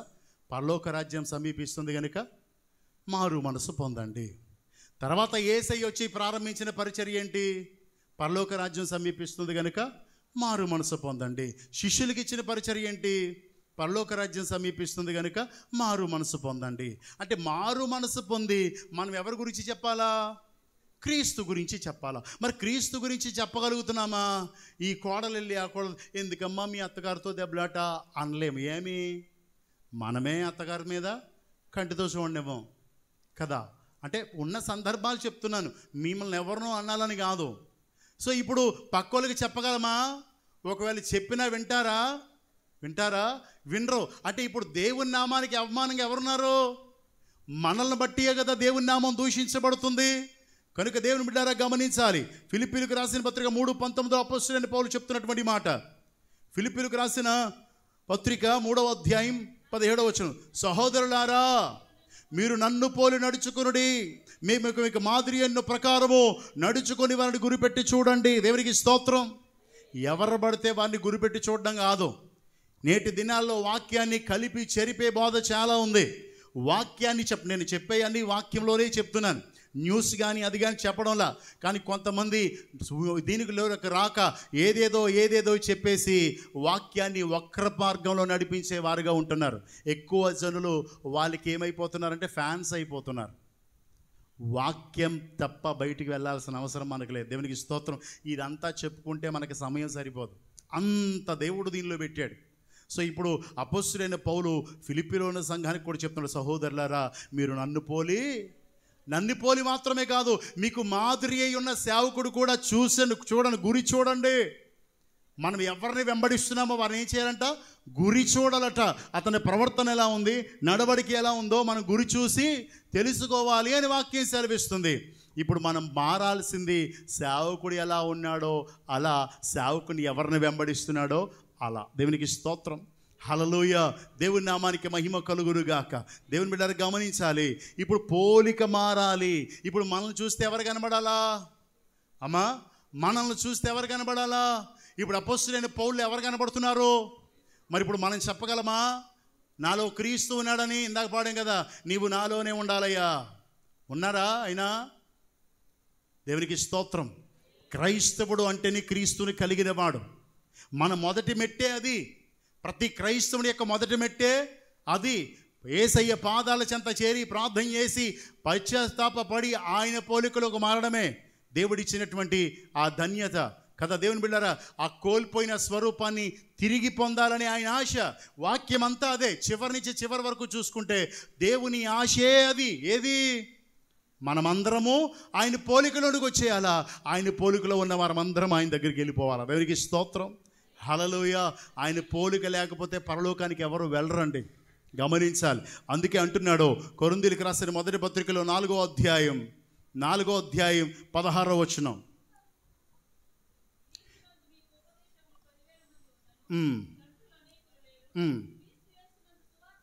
క్రీస్తు యేసునందు సువార్త ద్వారా నేను మిమ్మల్ని కంటిని గనుక మీరు నన్ను పోలి నడుచుకున్న వారై ఉండవలనని మిమ్మను బ్రతిమాలు కొనుచున్నాను. చాలు, దేవునికి స్తోత్రం. హల్లెలూయా అంటున్నాడు. ఈయన క్రీస్తు యేసునందు సువార్త ద్వారా నేను మిమ్మల్ని కంటిని. దేని ద్వారా కన్నాడట? సువార్త ద్వారా. యేసుక్రీస్తు యేసువార్త మొదలేం చెప్పారని చెప్పాను? పరలోక రాజ్యము సమీపిస్తుంది కనుక మారు మనసు పొందండి అని చెప్పడం విన్నాం. కానీ నేటి దినాల్లో ఏది ఇష్టమంటే దేవుడు మిమ్మల్ని దీవించునుగాక, ఆశీర్వదించునుగాక, గొప్ప చేయునుగాక, నీకు ఒక ఇల్లుంటే 2 ఇల్లులు ఉండునుగాక, ఒక కారు ఉంటే 2 కార్లు ఉండునుగాక, నీ ఇంటికి ప్రహారీ ఉండునుగాక, లోపల కుక్క ఉండునుగాక, ఆరోగ్యం ఉండునుగాక, నీ బిడ్డలు ఉన్నతమైన స్థితిలోకి వెళ్ళిపోదురుగాక అంటే ఏం పాస్టర్ గారండి అంటారు. ఈ లోక ఆశీర్వాదం శాశ్వతమమ్మా? అది నీకు శాశ్వతమా? దేవుడు ఏది చెప్పినా ఆత్మీయంగానే చెప్పాడు తప్ప లోకానుసారంగా చెప్పలా. అందుకే లోకము దాని ఆశలు అన్నాడు కదా. మరి గతించిపోయే దాని మీద శాశ్వతంగా ఉండిపోయే ఆశీర్వాదం ఇస్తాడు ఆయన. సో దేవుని బిడ్డలారా గమనించాలి. సువార్త అంటే అపోస్తలుడైన పౌలు 15వ అధ్యాయంలో చెప్తాడు. చూడదులే, నేను చెప్పేస్తాను. సువార్త అంటే ఏంటంటే ఆయన చనిపోయెను, సమాధి చేయబడెను, పునరుద్ధానుడై లేచని, ఇదే సువార్త. దేవునికి స్తోత్రం. అపోస్తలుడైన పౌలు అంటాడు, సిలువను గూర్చిన వార్త తప్ప మరొక్కటి మీ ముందు నేను ఎరుగుట నాకు దూరమగునుగాక అంటాడు. అంటే అపోస్తలుడైన పౌలు చెప్పిన సువార్త ఏం సువార్త? సిలువను గూర్చిన వార్త. అంటే యేసయ్య సిలువలో మన కొరకు మరణించాడు. ఆయన మరణించడానికి కారణమే మనము చేసిన పాపము, మన చేసిన అతిక్రమములు, మన చేసిన దోషములు, మన యొక్క చేసినటువంటి ప్రతి క్రూరత్వము, దుష్టత్వాన్ని బట్టి ఆయన సిలువ వేయబడ్డాడు అని, మన పాపములకు ప్రతిగా ఆయన సిలువ వేయబడ్డాడు అని చెప్పి, అలా ఆయన పాప పరిహారం ఇచ్చి నువ్వు చనిపోకూడదని తిరిగి మళ్ళా నిన్ను లేపడానికి మరణపు ముళ్ళుని విరిచి లేచాడు అని, సమాధి చేయబడ్డాడు, తిరిగి లేచాడు అని చెప్తున్నాడు. దేవునికి స్తోత్రం. హల్లెలూయా. ఇప్పుడు ఏ సువార్త ద్వారా కన్నాడట? అమ్మా నీ తలనొప్ప తగ్గిపోద్ది, మా అయ్యగారు క్యాలెండర్ ఇస్తారో, నూనె ఇస్తారో, ఇలా అన్న వెంటనే మటుమానం అయిపోద్ది. ఈ సువార్త చెప్పలేదట. ఈ సువార్త చెప్పలేదంట. సిలువలో అదేమన్నా ఉందా? సిలువ గురించిన వార్త మాత్రమే చెప్పాడట. అంటే దేవుని బిడ్డారా గమనించాలి, సువార్తను మనం గమనించాలి. క్రీస్తు యేసు ద్వారా, దేవునికి స్తోత్రం, క్రీస్తు యేసు నందు అనగా యేసు క్రీస్తు నందు మనం మళ్ళా పరిపూర్ణలు కావాలని ఇప్పుడు యేసు క్రీస్తు నందు కన్నాడట. దేవునికి స్తోత్రం. అందుకే మనకు ఉంది కదా, ఒకడు నీటి మూలముగాను ఆత్మ మూలముగా జన్మిస్తేనే కానీ ఎక్కడికి వెళ్ళరంట. అవును కదా. ఇప్పుడు మరలా జన్మించిన ఇప్పుడు ఫర్ ఎగ్జాంపుల్ మా బాప్తిసం తీసేసుకున్న తర్వాత కూడా అదే కోపం, అదే క్రోధం, అదే కలహాలు, కక్షలు, భేదాలు అన్నీ ఉన్నాయనుకోండి, మళ్ళీ తిరిగి జన్మించాడంటారా? అంటే చనిపోవడం అనే విషయానికి మనం వస్తే, ఇప్పుడు ఫర్ ఎగ్జాంపుల్ మేషక్ కుమార్ గారు చక్కటి వాక్యం చెప్పారు, వెళ్తా చచ్చిపోయారు. అమ్మ గమనించాలి, ఏమైపోదు, దేవుడు ఇచ్చిన ఆయుష్ అన్నంత మాత్రం తగ్గిపోద్ది, ఆయన చేతిలో ఉంటుంది. దేవునికి స్తోత్రం. ఆయన ఎంతకాలం ఉంచాలనుకున్నాడు అంతకాలం ఆయన ఉంచేస్తాడు. దేవునికి స్తోత్రం. హల్లెలూయా. అంటే ఇప్పుడు నేను చచ్చిపోయిన నేను మరలా మీకు రేపు మళ్ళీ వచ్చే సంవత్సరం వాక్యం చెప్పడానికి వస్తానా? లేదా సెంటర్లో అప్పుడప్పుడు కనబడతానా? చచ్చిపోవడం అంటే తిరిగి ఎప్పుడు కనబడకుండా పోవడం. క్రీస్తుతో పాటు క్రీస్తు చనిపోయినట్టుగా మనం కూడా చనిపోతేనే కానీ ఆయన స్వరూపం మనలోకి రాదు అనే విషయం మనం గమనించాలి. దేవునికి స్తోత్రం. హల్లెలూయా. అంటే ఈయనంట ఎవరిలో కన్నాడు? క్రీస్తు యేసు నందు సువార్త ద్వారా ఆయన కన్నాడట. మీకు పూర్వం యేసయ్య అంటే ఎవరో తెలీదు. మీ ఎవరికి యేసయ్య అంటే ఎవరో, నాకు కూడా యేసయ్య అంటే ఎవరో తెలీదు. ఇలాంటి అనుభవం కలిగిన దైవ సేవకులు వచ్చి ప్రభువుని అంగీకరించి ప్రభు రూపంలోనికి మార్చబడి ప్రభు సేవాభారాన్ని భుజం మీద వేసుకొని పరలోక రాజ్య సువార్తను ప్రకటించడానికి వచ్చి ఎవరిని పరిచయం చేశారు? స్వస్థతలు పరిచయం చేశారా? స్వస్థతలు పరిచయం చేస్తే బయట మీకు బోర్డు ఉండేది, ఏమని? స్వస్థతశాల, ఇక్కడ విడుదల జరగబడును, స్వస్థత కొరకు ప్రార్థన చేయబడును, నూనె బుడ్డలు అమ్మబడును, కచ్చీఫ్లు అమ్మబడును, ఇంకా ఎక్సెట్రా అన్నీ అమ్మబడును, కీ చైన్లు అమ్మబడును, ఇవన్నీ ఉండేవి. ఇవన్నీ లేవు కాబట్టి ఆయన ఎవరిని పరిచయం చేశారు? క్రీస్తుని పరిచయం చేశారు. ఏ క్రీస్తు? సిలువ వేయబడిన క్రీస్తుని పరిచయం చేశారు. దేవునికి స్తోత్రం. హల్లెలూయా, దేవుని నామానికి మహిమ కలుగునుగాక. కనుక దేవుని బిడ్డలారా, గమనించాలని ప్రభు అయిన యేసుక్రీస్తు పేర మీ అందరికీ మనవి చేస్తున్నాను. ఇప్పుడు క్రీస్తు సువార్త ద్వారా కన్న తరువాత వారిలో మారాల్సిన రూపమే క్రీస్తు రూపం. దేవునికి స్తోత్రం. హల్లెలూయా, దేవుని నామానికి మహిమ కలుగునుగాక. సో ఒక విషయం గమనిద్దాం. తమ్ముడు ఒకసారి ఇలారా, గ్రీన్ షర్ట్ ఇలారా, వైట్ మీరు కూడా రండి అయ్యగారు, మీరు కూడా రండి. దేవునికి స్తోత్రం. హల్లెలూయా, మీకు అర్థం అవడం కోసం చెప్తున్నాను, మీకు అర్థం అవడం కోసం. సో ఇక్కడ నిలబడండి అయ్యగారు ఒకసారి. యేసుక్రీస్తు ప్రభు, నువ్వు వెనకాల ఉన్నాను, పిలుస్తాను. యేసుక్రీస్తు ప్రభు 2000 అమ్మ నవ్వద్దు, మీరు నవ్వించడానికి కాదు, అర్థం అవడం కోసం చెప్తున్న మాటలు ఇవి. మీకు అర్థం అవడం కోసం కొంచెం వివరంగా చూపిస్తే అర్థం అవుద్దేమో అని. యేసుక్రీస్తు ప్రభు 2000 సంవత్సరాల క్రితం ఎందుకు వచ్చాడని చెప్పాను? మన పాపములను బట్టి కోల్పోయిన ఆ స్వరూపమును, పాపమును బట్టి అనుభవిస్తున్న ఆ మరణము నుండి తప్పించడానికి 2000 సంవత్సరాల క్రితం యేసుక్రీస్తు వచ్చాడు. యేసుక్రీస్తు వచ్చి 30 సంవత్సరాలు తల్లిదండ్రులకి విధేయుడై, నాన్న జాగ్రత్తగా వినండి, తల్లిదండ్రులకి విధేయుడై 3.5 సంవత్సరాలు పరిచర్య చేసి చివరి దినాన గెత్సెమనే తోటలో మోకరించాడు. ఆయన గెత్సెమనే తోటలో మోకరించగా ఆయన చేతిలో ఒక పాత్ర ఉంది, ఆయన చేతిలో ఒక పాత్ర ఉంది. ఈ పాత్ర గురించి ప్రార్థిస్తున్నాడు. తడిగా చేతిలో ఒక పాత్ర ఉంది, ఆ పాత్ర గురించి ప్రార్థన చేస్తున్నాడు. తండ్రి, నీ చిత్తమైతే ఈ పాత్ర నా యొద్ద నుండి తొలగించు, అయినా నా ఇష్టం కాదయ్యా, మీ చిత్తమే, మీ చిత్తాన్ని జరిగించడానికి వచ్చాను అంటున్నాడు. ఎందుకు ఆ ప్రార్థన చేయాల్సి వచ్చిందంటే, ఈ పాత్రలో మన సర్వ మానవాళి పాపమంతా దీనిలో ఉంచబడింది.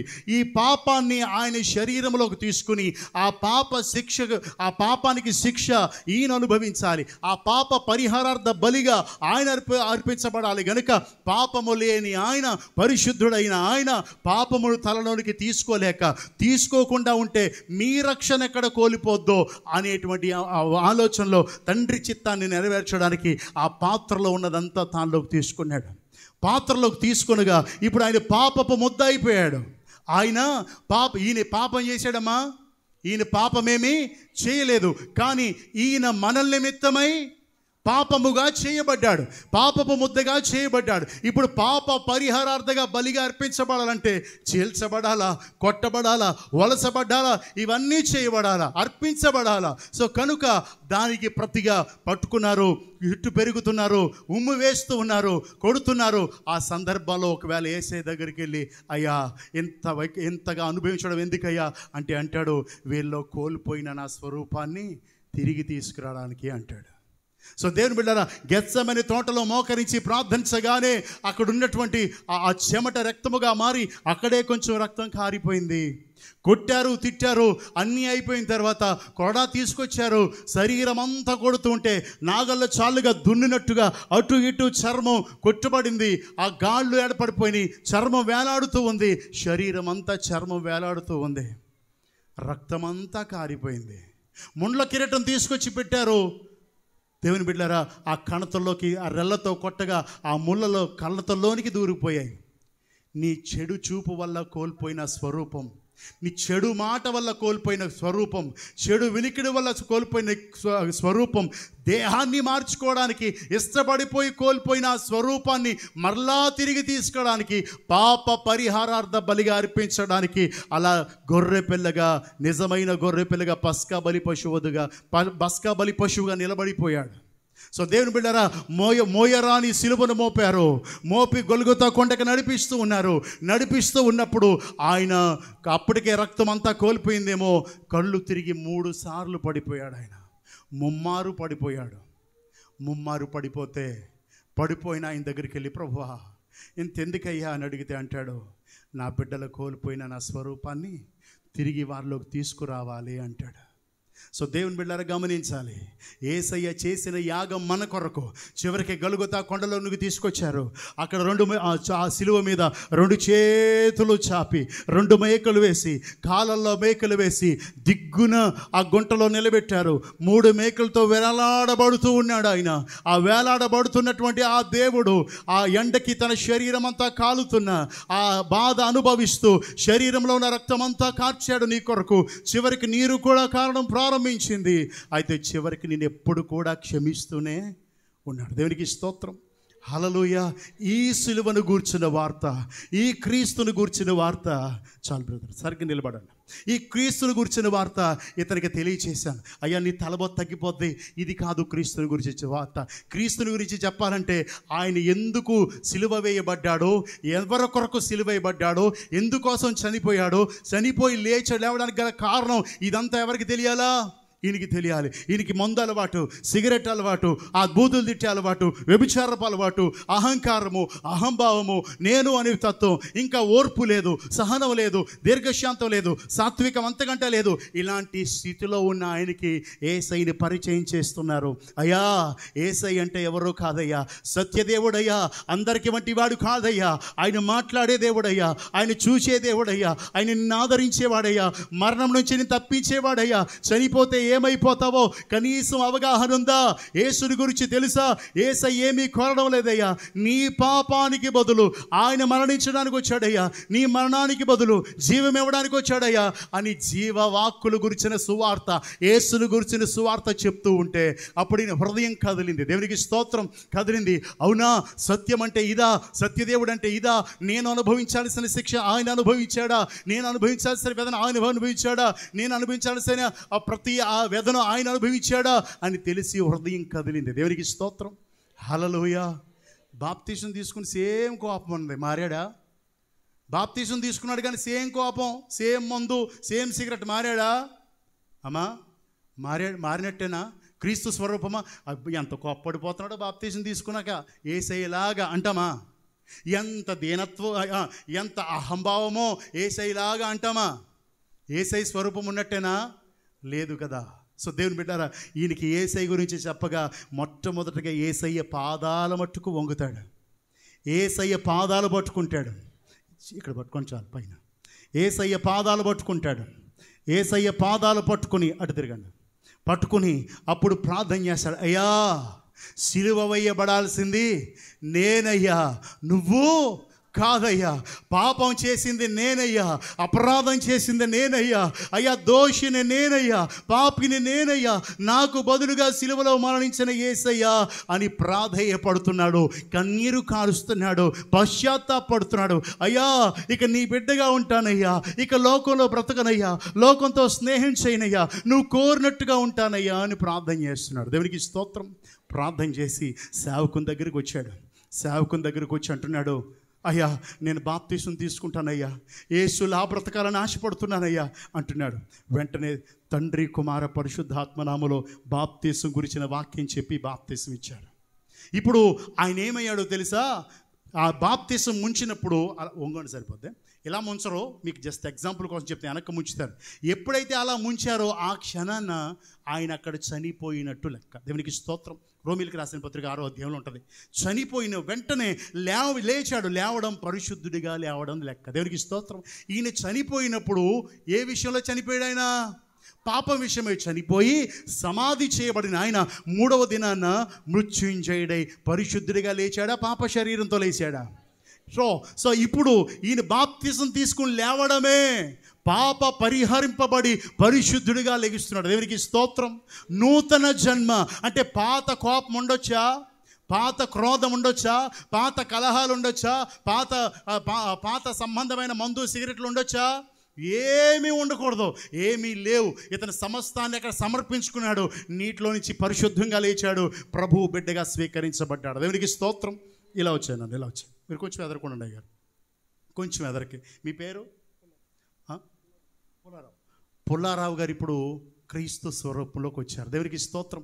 ఎలా వచ్చారంటే, పూర్వం కోపం అన్నాను కదా, ఇప్పుడు పుల్లారావు ఏంటి ఇలా మారిపోయాడు? అయినా ఏంటి ఎవరేమన్నా మాట్లాడలేదంటే పుల్లారావు గారు అదేంటి, ఇంత సహనం ఏంటి, ఇంత ఓర్పు ఏంటి, ఇంత జాలి ఏంటి, ఇంత దయ ఏంటి, ఇంత కరుణ ఏంటి, మందు జోలికి వెళ్ళడం లేదు, సిగరెట్ జోలికి వెళ్ళడం లేదు, ఏంటి ఇంత ప్రేమగా మాట్లాడుతున్నాడు, ఇంత దీర్ఘశాంతం, ఇంత సహనం ఏంటి అంటే పక్క ఆయన అంటున్నాడు, బాప్తీసం తీసుకున్నాడు రా, యేసయ్య బిడ్డ అంటే ఎవరు కనబడుతున్నారు ఇప్పుడు? ఎవరు కనబడుతున్నారు? పుల్లారావు గారు కనబడ్డాలా? ఆయన ఎవరి కొరకైతే, ఎవరైతే చనిపోయాడో, ఎవరైతే తన కొరకు చనిపోయాడో ఆయన పాదాల చెంత సమర్పించుకుని ప్రాచీన స్వభావం నిధులుపెట్టి నవీన స్వభావం అనగా ఈ దేవుని ఆత్మ అనుగ్రహించు నవీన స్వభావాన్ని ధరించాడు. ఇప్పుడు పుల్లారావు గారు కాదు కనబడేది. ఎవరు కనబడుతున్నారు? యేసయ్య. ఏంటి ఇలా మారిపోయాడు? యేసయ్య మార్చేశాడు. ఏంటి ఇంత దయ? యేసయ్య మార్చేశాడు. ఏంటి ఇంత భక్తి? యేసయ్య బిడ్డ అయిపోయాడు. ఏంటి ఇంత చక్కగా ఉన్నాడు? యేసయ్య బిడ్డ అయిపోయాడు. ముందు ఎవరు కనబడుతున్నారు? యేసయ్య కదా. సో చాలు, కూర్చోండి. దేవునికి స్తోత్రం, హల్లెలూయా. మరి యేసయ్య కనబడుతున్నాడు కదా, మారు మనసు పొంది. మరి మనం కూడా బాప్తీసం పొందాం కదా, మనం కూడా పశ్చాత్తాప ప్రార్థన చేశాం కదా, మనం కూడా యేసు పాదాలు పట్టుకున్నాం కదా. కానీ మనలో మార్పు మాత్రం లేదు. అదే పాత స్వభావం. దేవుడు తను చేసిన యాగానికి బాధపడుతున్నాడమ్మా, నీ మార్పు కోసమే నేను యాగమయ్యాను. మీరు మారతారనే మీలో మరలా ఆయన స్వరూపం. ఇప్పుడు పుల్లారావు గారిలో ఎవరి స్వరూపం కనబడుతుంది అమ్మా? క్రీస్తు స్వరూపం కనబడుతుంది. పుల్లారావు గారిని చూసిన వారు ఎవరిని చూస్తారు? ఆయనలో ఉన్న క్రీస్తుని చూస్తారు. దేవునికి స్తోత్రం. ప్రతి మాటలో ఎవరు కనపరచబడతారో? క్రీస్తు కనపరచబడతారు. ప్రతి మాటలో ఎవరు స్తుతించబడతారు? అది కదా ప్రభువు కోరుకున్నది. పుల్లారావు గారు చక్కగా పాట పాడారు కాదు, పుల్లారావు గారు సాక్ష్యం చెప్పారు కాదు, పుల్లారావు గారు ఏదో నిలబడి వాక్యం చెప్పేశారు కాదు, పుల్లారావు గారు క్రమంగా వస్తారు కాదు, పుల్లారావు గారు మారిపోయారు క్రీస్తులా. ఇది ప్రభువు కోరుకున్నది. దేవునికి స్తోత్రం. అప్పుడు అంటున్నాడు కదా, ఇప్పుడు మీరు నా పోలికలకు వచ్చేయండి అంటే అపోస్తలుడైన పౌలు ఎవరి పోలిక? క్రీస్తు పోలిక. ఇప్పుడు ఏ సేవకుడైతే పోలికను పుల్లారావు గారికి చెప్పారో, పుల్లారావు గారు ఇప్పుడు ఎవరి పోలిక? సేవకుడు క్రీస్తు పోలిక, సేవకుడు పోలిక కాదు. సేవకుడు క్రీస్తు పోలికలకు మారాడు. సేవకుల్లో ఉన్నవాడు క్రీస్తు. ఆ క్రీస్తును ప్రకటించగా పుల్లారావు గారు మారింది క్రీస్తు స్వరూపంలోకి. ఆయనను చూసిన వారు కూడా ఇప్పుడు ఎవరిలోకి మారుతారో అంటే సేవకుల్లో ఉన్న రూపం ఆకర్షించే ప్రియుడు. దేవునికి స్తోత్రం. ఇప్పుడు ఆకర్షించే ప్రియుడు పుల్లారావు గారిలోకి వెళ్ళాడు. పుల్లారావు గారిలో నుంచి కనబడే ప్రియుడు కూడా ఆకర్షించేవాడు. దేవునికి స్తోత్రం. నిజంగా ఆయన స్వరూపం మన యందుంటే మన కుటుంబమే యేసయ్య దగ్గరికి ఆకర్షించబడుతుంది. కానీ మనం వస్తాం, భర్త రాడు, భర్త వస్తే భార్య రాదు, ఇద్దరు వస్తే పిల్లలు రారు. అంటే కారణం మనం యేసయ్యను కలిగి లేము కనుక మన బిడ్డలో ఆకర్షించబడ్డాలా, పక్క వాళ్ళు ఆకర్షించబడ్డాలా. కనుక దేవుని బిడ్డారా, అయితే నేను ముగించబోతున్నాను. ఎందుకంటే చాలా మనకి 10 గంటలన్నర సమయం, ఇంకా 5 నిమిషాలు ఉంది. నేను ముగిస్తాను. 7 నిమిషాలు ఉన్నాయి, నేను ముగిస్తాను. అయితే దేవుని బిడ్డారా, ప్రభువు కోరుకునేది మీలో ఎవరి స్వరూపం? క్రీస్తు స్వరూపం. సో దేవుని బిడ్డారా, ఒక చోట రెడ్డి గారు తర్వాత శాంతమ్మ గారు అనే ఇద్దరు విశ్వాసులు ఉన్నారు. యథార్థంగా జరిగింది. రెడ్డి గారు, శాంతమ్మ గారు. అయితే శాంతమ్మ గారు చేసే పని ఏంటో తెలుసా? వచ్చి మొత్తం ఫస్ట్ స్టార్టింగే ఇదే చర్చ్ అంతా ఊడ్చేసి బరకాలు వేసేస్తుంది. బరకాలు వేసేసి అన్నీ సెట్ చేసేస్తుంది శాంతమ్మ గారు. సో సెట్ చేసేసిన తర్వాత చర్చ్ అంతా అయిపోయాక అందరూ వెళ్ళిపోయాక మళ్ళీ ఊడ్చేస్తుంది, అన్నీ మడత పెట్టేస్తుంది, చక్కగా పడుతుంది. అంటే ప్రారంభం నుండి చివరి వరకు ఉంటుంది. కానీ రెడ్డి గారు ఎప్పుడు మందిరానికే రారు. పాస్టర్ గారు వెళ్ళారంటే ఒకసారి, నాకు తెలిసిన పాస్టర్ గారు ఆయన చెప్పారు. ఆ పాస్టర్ గారు వెళ్ళి, అయ్యా అమ్మ రెడ్డి గారు మీరు రావచ్చు కదండి, చక్కగా శాంతమ్మ గారు వస్తున్నారు అంటే ఆయన అన్నాడంట, ముందు మీ శాంతమ్మ గారిని మారమనండి, ఆ తర్వాత ఆలోచిద్దాం అన్నాడంట. అంటే శాంతమ్మ గారిలో ఎవరు లేరు అమ్మా? దేవుడు లేడు. అయితే 3 సంవత్సరాలు పోయిన తర్వాత సడన్గా రెడ్డి గారు లాస్ట్లో కూర్చుని అందరికీ ప్రార్థన చేస్తుంటే, ఆదివారం అందరికీ ప్రార్థన చేస్తుంటే అన్నారట, వచ్చి అయ్యగారు నాకు బాప్తీసం కావాలి, నేను యేసుని చూశాను అన్నాడట. నాకు బాప్తీసం కావాలి, యేసుని చూశాననేప్పటికీ సేవకుడికి టెన్షన్ వచ్చేసింది. ఏదో దర్శనం వచ్చేసింది, దారిలో యేసయ్య ఇలా ప్రత్యక్షమైపోయాడు, ఏదో జరిగింది వినాలి. ఆ రావు గారు మీరు చైర్లో కూర్చోండి, అందరికీ ప్రార్థన చేశాక మీ దగ్గరికి వస్తానని. అందరికీ ప్రార్థన చేశాక చైర్లోకి వెళ్ళి, అయ్యగారు రాత్రి కల వచ్చిందా? కల రాలేదండి. రోడ్డు మీద వెళ్తుంటే పెద్ద వెలుగు కనబడిందా? లేదండి. సిలువేదని ఇలా ముందుకు వచ్చేసిందా? లేదండి. మరి ఎలా కనబడ్డాడండి? అయ్యా మా పక్క పోర్షన్ ఖాళీగా ఉంది కదా. అవును, పక్క పోర్షన్లోకి 2 భార్యాభర్తలు వచ్చారండి. భార్యాభర్తలు వచ్చారు, యవ్వని బిడ్డలో, చక్కటి మనస్తత్వం కలిగిన బిడ్డలో. అయితే వచ్చిన వెంటనే నేను చెప్పాను రూల్స్, 9 దాటితే లైట్లు వెళ్ళకూడదు, 8 దాటితే గేట్లు తీయం, తర్వాత కరెంటు అలాగా చాలా రూల్స్ పెట్టాను. 1వ తారీఖు రెంట్ ఇవ్వకపోతే మామూలుగా ఉండదు. నా సంగతి మీకు తెలుసు కదా పాస్టర్ గారు. అవి 1వ తారీఖు ఇవ్వకపోతే నేను మాట్లాడిన మాటలు మామూలు మాటలు కాదండి. ఇష్టం వచ్చిన మాటలు నాలుగు కోసి పాడేసేవాడిని, అలా మాట్లాడేసేవాడిని. కానీ వాళ్ళ నోట్లో నవ్వే తప్ప అసహ్యం కూడా నా మీద కనబడలేదండి. లైట్లు ఒకవేళ వాళ్ళు 8 గంటలు దాటి లైట్లు ఉంచితే మెయిన్ ఆపేసేవాడిని. వాళ్ళు మళ్ళీ వచ్చి అయ్యగారు ఒక్క నిమిషం పనులు అయిపోయిన వెంటనే ఆపేస్తామని వాళ్ళే రిక్వెస్ట్ చేసుకుని నవ్వుతూనే అనేవారు. కానీ వాళ్ళ గేటు దగ్గర లేట్ వస్తే తాళం వేసేసేవాడిని, రిక్వెస్ట్ చేసుకునేవారు. ఇన్ని సంవత్సరాల్లో వారిలో కోపం కానీ, కక్ష కానీ, నన్ను తిట్టుకోవడం కానీ, నన్ను అసహించుకోవడం కానీ, నువ్వే ఉన్నావేంట్రా, ఇంక ఇల్లు లేవేంటి అని వెళ్ళిపోతానని బెదిరించడం కానీ ఎప్పుడు లేవు. ఎప్పుడు పొద్దున కనపడినా అదే చిరునవ్వుతో పలకరిస్తారు భార్యాభర్తలు ఇద్దరు. అదే చక్కని మాట, అయ్యా బాగున్నారా అంటారు, వెళ్ళిపోతారు, పనులు చేసుకుంటారు పాపం. మరి రాత్రి వచ్చేటప్పుడు అదే పలకరింపు, అదే చిరునవ్వు. చాలా రోజులు గమనించాను వీళ్ళని. గమనిస్తే వీరిలో ఇంత ఓర్పు ఏంటి, ఇంత సహనం ఏంటి, ఇంత దీర్ఘశాంతం ఏంటి, ఇంత ప్రేమ ఏంటి, వీళ్ళు ఇంత దయ చూపిస్తారేంటి, ఏదన్నా వండుకుంటే నాకేస్తారు, ఇన్ని తిట్టినా ఇంత దయ ఏంటి, నా మీద ఇంత జాలి ఏంటి వీళ్ళకి అని అన్నీ కనుక్కున్నాను. అనుకుంటే ఒకరోజు కిటికీలోని చూస్తున్నాను, 2-3 రోజులు అబ్జర్వ్ చేశాను. వచ్చి వాళ్ళ ఇంట్లో చేసే పని ఏంటంటే ప్రార్థన చేసుకుంటున్నారయ్యా, ప్రార్థన చేసుకుంటున్నారు. అలా నేను గమనించగా వారిలో నాకు కనిపించింది యేసయ్యా అన్నాడు. దేవునికి స్తోత్రం, హల్లెలూయా. ఇప్పుడు భార్యాభర్తలు ఇద్దరు, ప్రభువా మా ఇంటి ఓనర్ మనసు మార్చును ఆయన అని ఎరగదీసే ఏం ప్రార్థన చేయలే. అయ్యగారు మీరు బైబిల్ చదవండి అయ్యగారు అని బైబిల్ ఇవ్వలే. సో అతని గురించి ప్రార్థన చేయలే, ఎక్కడా చెప్పలే. కానీ వారి ప్రవర్తనలో ఆయన రెడ్డి గారు ఎవరిని చూడగలిగారు? యేసును చూడగలిగారు. వాళ్ళ చెప్పకుండానే చర్చకు వచ్చి అయ్యా ఆ యేసయ్య నాకు కూడా కావాలి, బాప్తిజం ఇవ్వండి అన్నాడు. దేవునికి స్తోత్రం. మన పక్కోరు మనలో క్రీస్తును చూడగలరా? ఆయన స్వరూపం మనలో ఉందా? సేవకునికి తపనే అది. మీరు ఎంతకాలం చర్చకు వచ్చి వెళ్ళిపోయినా ఆ క్రీస్తు పోలిక మీరు లేకపోతే ఎంతకాలం కూర్చున్నా వ్యర్థం. ఎంతకాలం కూర్చుని వెళ్ళిపోయినా ఉపయోగం లేదు. మీరు రాకుండా ఇంట్లో కూర్చోవడం మేలు. వచ్చావంటే ఉపయోగం ఉండాలి. అయ్యగారు మీ పేరు? శ్రీను గారు, ప్రసన్న కుమార్ గారు వచ్చామంటే ఉపయోగం ఉండాలా లేదా? మీరు ఆరాధన ఇచ్చారు, ఇచ్చాడు, ఏదో చేయాలనుకున్నారా, మనస్ఫూర్తిగా ఇచ్చారు కాబట్టి చేయాలనుకున్నారు. సో చక్కటి ఆరాధన చేశారు అంటే ఏది చేసినా మనస్ఫూర్తిగా చేయాలనే కదా. సో దేవుని బిడ్డారా, కాబట్టి మీరు వచ్చింది దేవుని వాక్యాన్ని వినడానికే కదా. అందుకే కదా ప్రతి వారం అమ్మ దొంగలించకూడదు, అబద్ధాలు ఆడకూడదు, ఎవరి ఆశించకూడదు, నీ పొరుగు వాడిని ఆశించకూడదు, ప్రేమ కలిగి ఉండాలి, దయ కలిగి ఉండాలి, జాలి కలిగి ఉండాలి, దీర్ఘశాంతుడు మన దేవుడు, సమాధానకర్త మన దేవుడు. అన్నీ చెప్తున్నారా లేదమ్మా? అవన్నీ తెలియదా మీకు? తెలుసా?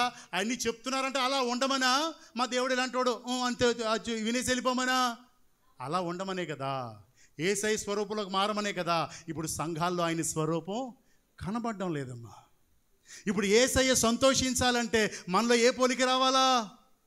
దేవుని పోలిక రావాలా. మన మాట దేవుణ్ణి ప్రత్యక్షపరచాలా. మన ప్రవర్తన, నడవడిక, ఆలోచన, తలంపులు అన్నీ ఎవరికి అనుగుణంగా ఉండాలా?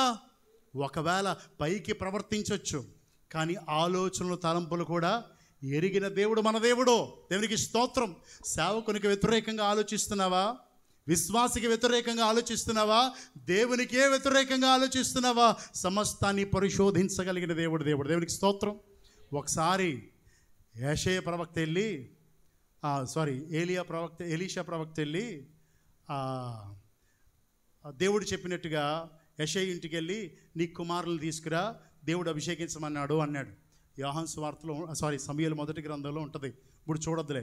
దేవునికి స్తోత్రం, హల్లెలూయా. తీసుకురమ్మంటే అప్పుడు వాళ్ళు తీసుకొచ్చారు. 8 కుమారుల్లో 7 తీసుకొచ్చారు. నావోబుని చూశాడు.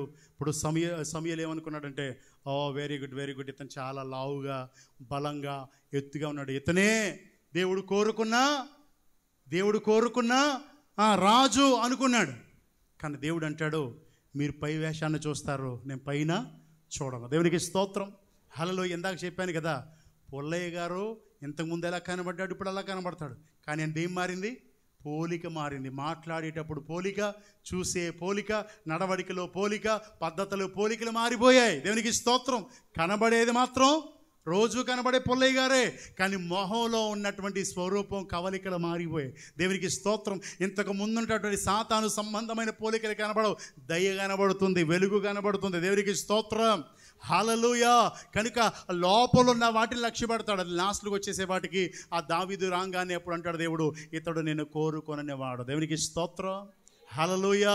అంటే ఇప్పుడు నీ లోపల శుద్ధి అయితే కోరుకుంటాడా? ప్రభువా ఇదిగో నాయనా, ఇక్కడి నుంచి క్లిప్ పెట్టుకొని నాయనా, ఇక్కడి నుంచి పూలు పెట్టుకొని నాయనా, ఇక్కడి నుంచి జోడేసుకొని నాయనా అంటే ఒప్పుకుంటాడా? ఒక ఆవిడ అలాగే సమర్పించుకుంది. జోడేసుకొని సమర్పించుకున్నానండి, అప్పుడే ప్రభువు పిలుచుకున్నాడండి. జోడేసుకోకపోతే పిలుచుకుంటాడండి? ఇప్పుడు దావీదును జోడలేదని పిలిచాడా? యథార్థవంతుడు నీతిమంతుడు అని పిలిచాడు. దేవునికి స్తోత్రం. హల్లెలూయా. జోడేసుకోలేదు, ఇంకెలాంటివి కాదు. సో కనుక దేవుని బిడ్డారా, నేను ముగిస్తున్నాను. అయితే మనం ఇప్పుడు చేయాల్సిన ప్రార్థన ఏంటంటే, ప్రభువా నీ స్వరూపాన్ని నేను కోల్పోయాను. ఈ దినమందు ఇదిగో నీ రక్తంతో కడిగి తిరిగి నన్ను నీ పోలికలోనికి మార్చయ్యా అంటే దేవుడు సంతోషిస్తాడు. దేవుడు క్షమించుటకు సిద్ధ మనసు కలిగిన వాడు, సిద్ధంగా ఉంటాడట. క్షమించి నిన్ను తన పోలికలోకి మార్చుకుంటాడు. నేను మళ్ళీ చెప్తున్నాను, ఇశ్రాయేలు దేశంలో ఆయన పోలికను ప్రత్యక్షపరచడానికే యేసయ్య తన శిష్యులు నమ్ముకున్నాడు. యేసయ్య ఆరోహణం అయిపోయాడు. అమ్మ ఒక మాట ముగించేస్తున్నాను. యేసయ్య ఆరోహణం అయిపోయాడు. ఎక్కడికి వెళ్ళిపోయాడు? ఆయన పరలోకానికి వెళ్ళిపోయాడు. ఇప్పుడు యేసయ్యను ప్రత్యక్షపరిచే పని ఎవరిది? అపొస్తలులైన వారిది, ఆయన బిడ్డలది. వారు ప్రత్యక్షపరిచారు. ఇప్పుడు యేసయ్య ఎలా ఉంటాడో ప్రత్యక్షపరిచే పని ఎవరిది? విశ్వాసులైన మంది. ఆయన అక్కడ ఉన్నాడు, ఆయనను ప్రత్యక్షపరచాల్సిన పని మంది, ఆయన స్వరూపాన్ని కనపరచాల్సిన పని మంది. కనుక ఇప్పుడు ఆయన ఆశ అది, నా బిడ్డలో నుంచి నేను ప్రత్యక్షం అవ్వాలి. దేవునికి స్తోత్రం. కోల్పోయిన స్వరూపం నా బిడ్డలో నుంచి మళ్ళీ, అందుకే కదమ్మా యేసయ్య బలి అయ్యింది. సో కనుక ఈ ఉపవాస కూడికలో రూపాంతరం చెందుదాం, దిద్దుకుందాం, మనసు మార్చుకుందాం, యేసు రూపంలోనికి వద్దాం. చిన్న ప్రార్థన చేద్దాం, కళ్ళు మూసుకుందాం. అందరం మోకరించి, అయ్యా ఇంకొక 5 నిమిషాలు పర్లేదు కదా? ఓకే రైట్ అమ్మ, అందరం మోకరిద్దాం ప్లీజ్.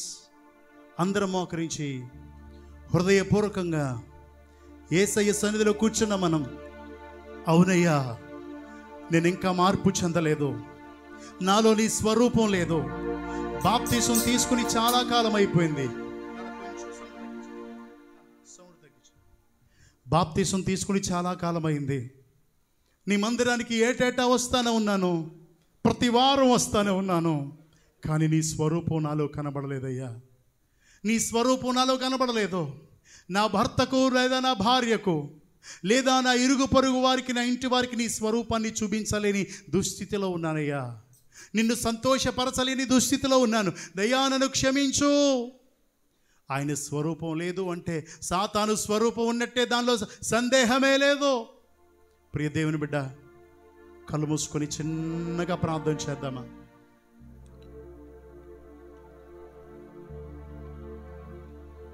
అందరం కలువరి సిలువలో బలియాగమైన యేసయ్య, కలువరి సిలువలో ప్రాణం పెట్టిన యేసయ్య, బహుదీనంగా నీ వైపు చూస్తూ, నా కుమారుడా, నా కుమార్తె, నీవు నా పోలికలోనికి రావాలని కదా నేను ఆశపడుతున్నాను.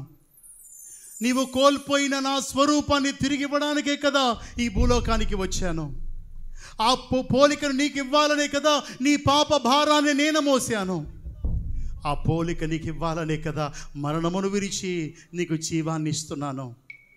నీవు నా సొత్తు కానీ నా పోలికలో లేవు, నా బిడ్డవి కానీ నువ్వు నా పోలికలో లేవు, నా స్వాస్థ్యము నీవు కానీ నా పోలికలో లేవు. నా సొత్తువయ్యి నాకు ఉపయోగపడడం లేదు. బాధపడుతున్నాడు యేసయ్య, కలవరం చెందుతున్నాడు యేసయ్య. ఆయన ఆత్మ దుఃఖిస్తుంది. ఎంతకాలం నామకార్థంగా ఉండి వెళ్ళిపోతారు అని. ఎంతకాలం అమ్మ, ఎంతకాలం అలా వచ్చి వెళ్ళిపోతావు? ఆయన ఆ తండ్రి కుడిపార్శ్వమందు కూర్చుండి నీలో నుంచి తన ప్రత్యక్షతను కనపరచాలని ఆశపడుతున్నాడు. అయ్యా నిన్ను నేను కనపరుస్తానయ్యా. బిడ్డల బాప్తిసం తీసుకునే బిడ్డలందరూ బాప్తీసం తీసుకోవాలనుకున్న వారు కూడా, అయ్యా ఎవరు ఎలాగున్నా పర్లేదు కానీ నేను బాప్తీసం తీసుకుని కనీసం నేనైనా నిన్ను ప్రత్యక్షపరుస్తానయ్యా, నేనైనా నిన్ను ప్రత్యక్షపరుస్తానయ్యా. యేసయ్య అంటే ఎలా ఉంటాడో, యేసయ్య స్వరూపం అంటే ఏంటో, యేసయ్య గుణగణాలేంటో నా ద్వారా ప్రత్యక్షపరచబడడానికి, అయ్యా నేను ప్రభువాని సొంత రక్షకునిగా అంగీకరించడానికి ఇష్టపడుతున్నానయ్యా, బాప్తీసం తీసుకోవడానికి సిద్ధమయ్యా అని చెప్తావా? ప్రియ దేవుని బిడ్డ, ఎంతకాలం ఆలస్యం చేస్తున్నావు? దేవుడు అంటున్నాడమ్మా, నేను త్వరగా రాబోతున్నాను. నా స్వరూపం నీలో లేకపోతే, నా స్వరూపం నా పోలిక నీలో లేకపోతే నువ్వు నా యొద్దకు రాలేవు. కనీసం నేను నీలో ఉంటే ఒక్కరినైనా ఆకర్షిస్తాం. కానీ నాకు అవకాశం ఇవ్వవా? యేసయ్య పాదాల చెంత ఉన్న నీవు కన్నీరు కారుస్తూ చిన్న ప్రార్థన చేస్తావా? యేసయ్య నన్ను క్షమించు, ఒకే ప్రార్థన. అయ్యా నా పాపాలు క్షమించు, నా అతిక్రమాలు క్షమించు, నా అతిక్రమాలు క్షమించు. యేసయ్యా నన్ను క్షమించయ్యా. అయ్యా దుష్టత్వమును తీసివేసి నీ రక్తముతో కడిగి అయ్యా నన్ను ఇదిగో నీ పోలికలోనికి మార్చయ్యా. సుంకరి ప్రార్థిస్తున్నాడు, రొమ్ము కొట్టుకుంటూ ప్రార్థిస్తున్నాడు. నీతిమంతుడిగా అనగా నీతిమంతుడైన యేసయ్యను కలిగి ఉన్నాడు. ఇప్పుడు ఆయన నీవు నీతిమంతుడిగా తీర్చబడతావు, నీతిమంతుడిగా సాగిపోతావు. అందుకే ఈ దినమందు చిన్న ప్రార్థన చేద్దాం. కళ్ళు మూసుకుందాం. నువ్వు ఏ తీర్మానం అయితే తీసుకున్నావో ఆ తీర్మానాన్ని బట్టి ప్రార్థన చేయి. యేసయ్య దగ్గరగా గంట పావు నీతో మాట్లాడారు, కనీసం 2 నిమిషాలు మాట్లాడలేవా? ఒక్క 2 నిమిషాలు తిరిగి నువ్వు ప్రత్యుత్తరం ఇవ్వలేవా? మూగదానిగా మూగవాడిగా ఉండి వెళ్ళిపోతావా? ప్లీజ్ ప్రత్యుత్తరం ఇద్దాం, యేసయ్యకి ప్రత్యుత్తరం ఇద్దాం. నీవు నాకు కావాలయ్యా, నువ్వు లేకుండా నేను ఉండనయ్యా. ఈ రోజు నుంచి నీవు నాలో ప్రత్యక్షం అవ్వాలయ్యా, నీవు నాలో ఉండాలయ్యా, నేను నీ కోసం బ్రతకాలయ్యా.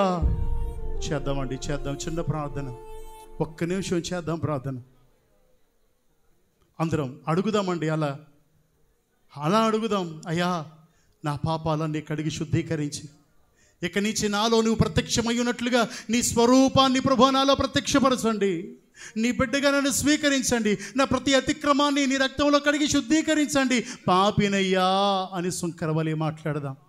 నీ మాట మారిపోవాలి, నీ ప్రవర్తన మారిపోవాలి, నీ నడవడిక మారిపోవాలి, నీ ఆలోచన తలంపులు మారిపోవాలి, నీ ఉద్దేశాలు మారిపోవాలి, నీ ఊహ మారిపోవాలి. నీలో యేసయ్య ప్రత్యక్షం అవ్వాలి. ఈ శంకర గుప్తం నీలో యేసయ్యని చూస్తే ఈ ప్రాంతమే కదిలిపోతుంది. నీవే నాకు కావాలేసయ్యా, నీవు లేకుండా బ్రతుకలేనయ్యా. నాతో నీవు, నీతో నేను జీవితాంతం కలిసి సాగాలి.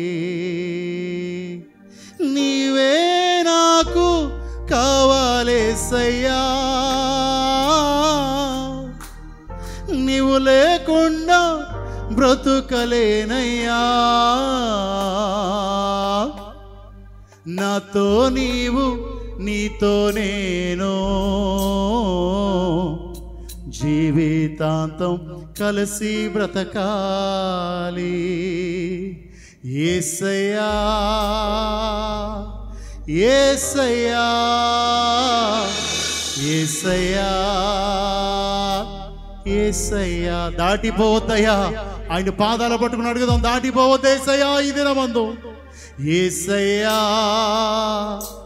యేసయ్యా యేసయ్యా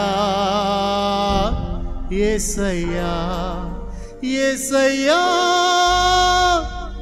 యేసయ్యా యేసయ్యా యేసయ్యా. పట్టుకొని పాదాలు పట్టుకొని యేసయ్యా యేసయ్యా యేసయ్యా యేసయ్యా యేసయ్యా యేసయ్యా యేసయ్యా యేసయ్యా నీవే నాకు కావాలేసయ్యా,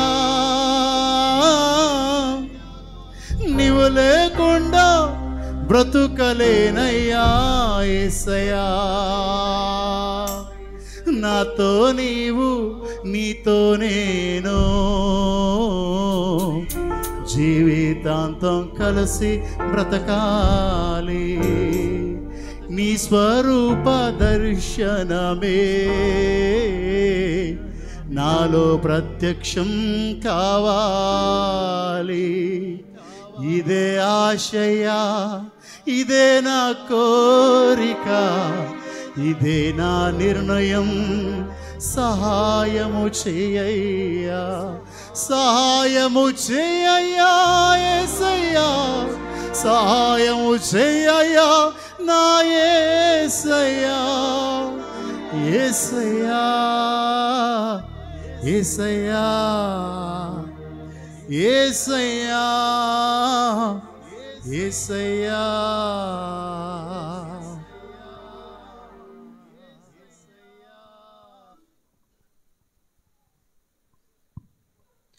ప్రార్థన చేద్దాం. మహోన్నతుడ మా కన్న తండ్రి, మీ పరిశుద్ధమైన ఘనమైన శ్రేష్టమైన నామానికి వందనాలు. మరి ఇప్పటి వరకు తండ్రి దైవజనుల ద్వారా మా ఆత్మీయ జీవితానికి అవసరమైన విలువైన ఉన్నతమైన మాటలు మీరు వినిపింపజేశారు.